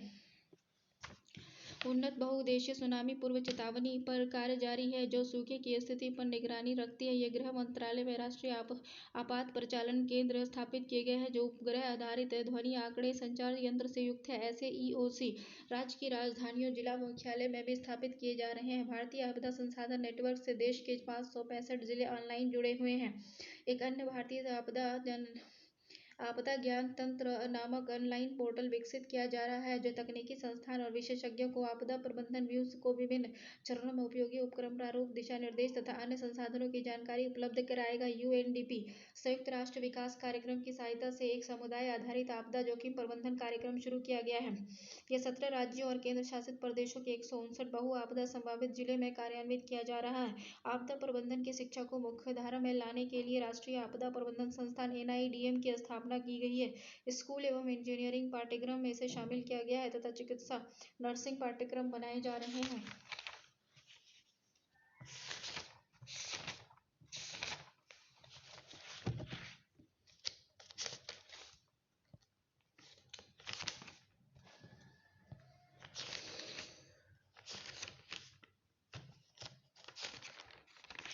देखो यहाँ पे दक्षिण पश्चिम हो गया, दक्षिण पश्चिम, पूर्व पश्चिम, ज्योमेट्रिकल पोजीशन ऑफ बिहार हो गया। बिहार कर्क रेखा के उत्तर में है और सब ट्रॉपिकल उष्णकटिबंधीय है। देखो उत्तर पश्चिम मैदानी भाग में चावल गन्ना की खेती की जाती है। उत्तर पश्चिम मैदान में बिहार की जो है चावल और गन्ने की खेती प्रमुख रूप से की जाती है। 60% उत्पादित किया जाता है। उत्पादन जो है वो ईस्ट चंपारण, सिवान, गोपालगंज 15,499 टन गन्ने का उत्पादन करता है। गंडक कोसी द्वाब के अंदर चूना युक्त मिट्टी पाई जाती है। उत्तरी और पूर्वी मैदान जो है ये क्या है, चावल और जूट का उत्पादन किया जाता है। इसमें कौन कौन सा एरिया आता है, तो मधेपुरा, सुपौल, पूर्णिया, अररिया, कटिहार, किशनगंज आता है। मानसून सबसे पहले जोन 2 में आता है, यानी कि उत्तर पूर्व क्षेत्र में आता है। उसके बाद उत्तर पश्चिम क्षेत्र में जाता है। उसके बाद इधर दक्षिण पूर्व और दक्षिण पश्चिम क्षेत्र में आता है मानसून। ठीक है। वर्षा जो है वो उत्तर पश्चिम क्षेत्र में 1040 से 1450 मिलीमीटर होती है। टेम्परेचर जो है वो 36 से 60 डिग्री सेंटीग्रेड के आसपास रहता है। उसके बाद मधेपुरा, उत्तर पूर्व में क्या है, मधेपुरा, सुपौल, पूर्णिया, अररिया, कटिहार, किशनगंज है, ये जोन 2 में आता है। इधर 1200 से 1700 मिलीमीटर तक वर्षा होती है और ये 33 से 8 डिग्री टेम्परेचर रहता है। उसके बाद देखो क्या कहते हैं कि इधर दक्षिण पूर्व में चावल, मकई, गन्ना और गेहूं की खेती होती है। दक्षिण पूर्व क्षेत्र में, दक्षिण पश्चिम क्षेत्र में चावल, गन्ना, गेहूं की खेती होती है। बिहार एक कृषि प्रधान राज्य है। ये कृषि योग्य भूमि 80% से अधिक है, जिसमें शुद्ध बोया गया क्षेत्र 57% से अधिक है। राज्य की 86% जनसंख्या कृषि कार्यों में लगी है। कृषि की अधिक प्रधानता गंगा के उत्तरी मैदान में देखी जाती है, जहाँ 65 से 80% भूभाग पर कृषि कार्य होता है। बिहार का प्रधान भोजन चावल है और लगभग इसी जिलों में इसका उत्पादन होता है। दूसरी मुख्य फसल गेहूँ है। बिहार का देश में स्थान क्या है, बिहार में श्री विधि से अनाज का उत्पादन किया जा रहा है। 54 लाख हेक्टेयर पर खेती की जाती है बिहार में। और चावल के उत्पादन में बिहार का पहला स्थान है। गेहूं में छठा स्थान है। गेहूं में बिहार का छठा स्थान है। 26 लाख हेक्टेयर भूमि पर गेहूं की खेती की जाती है। चावल में भी बिहार का स्थान 54 लाख हेक्टेयर पर खेती की जाती है। दाल जो है 12-13 लाख हेक्टेयर भूमि पर खेती की जाती है। जूट उत्पादन में दूसरा स्थान है, जिसमें पूर्णिया जिला जो है सबसे ज़्यादा 70% जूट का उत्पादन करता है। उसके बाद तंबाकू में छठा पोजीशन है देश में। 14,000 हेक्टेयर भूमि पर इसका उत्पादन किया जाता है। और जौ जो है वो ये प्राचीनतम कृषि उपजाऊ है, ये भी बिहार में है। मकई में तीसरा मकई का उत्पादन जो है तीसरा स्थान है। बेगूसराय में मक्का का घर कहा जाता है और ये तीसरी प्रमुख फसल है बिहार की। चावल जो है पहली प्रमुख फसल है, गेहूं दूसरी है और मकई तीसरी फसल है। 8% से अधिक भागों पर बोया जाता है। मडुआ का पहला पोजीशन है इंडिया में। चना जो है 1.4 से 2 हेक्टेयर भूमि पर उगाई जाती है। सरसों सबसे ज़्यादा पूर्णिया में होता है। मसूर पटना में होता है।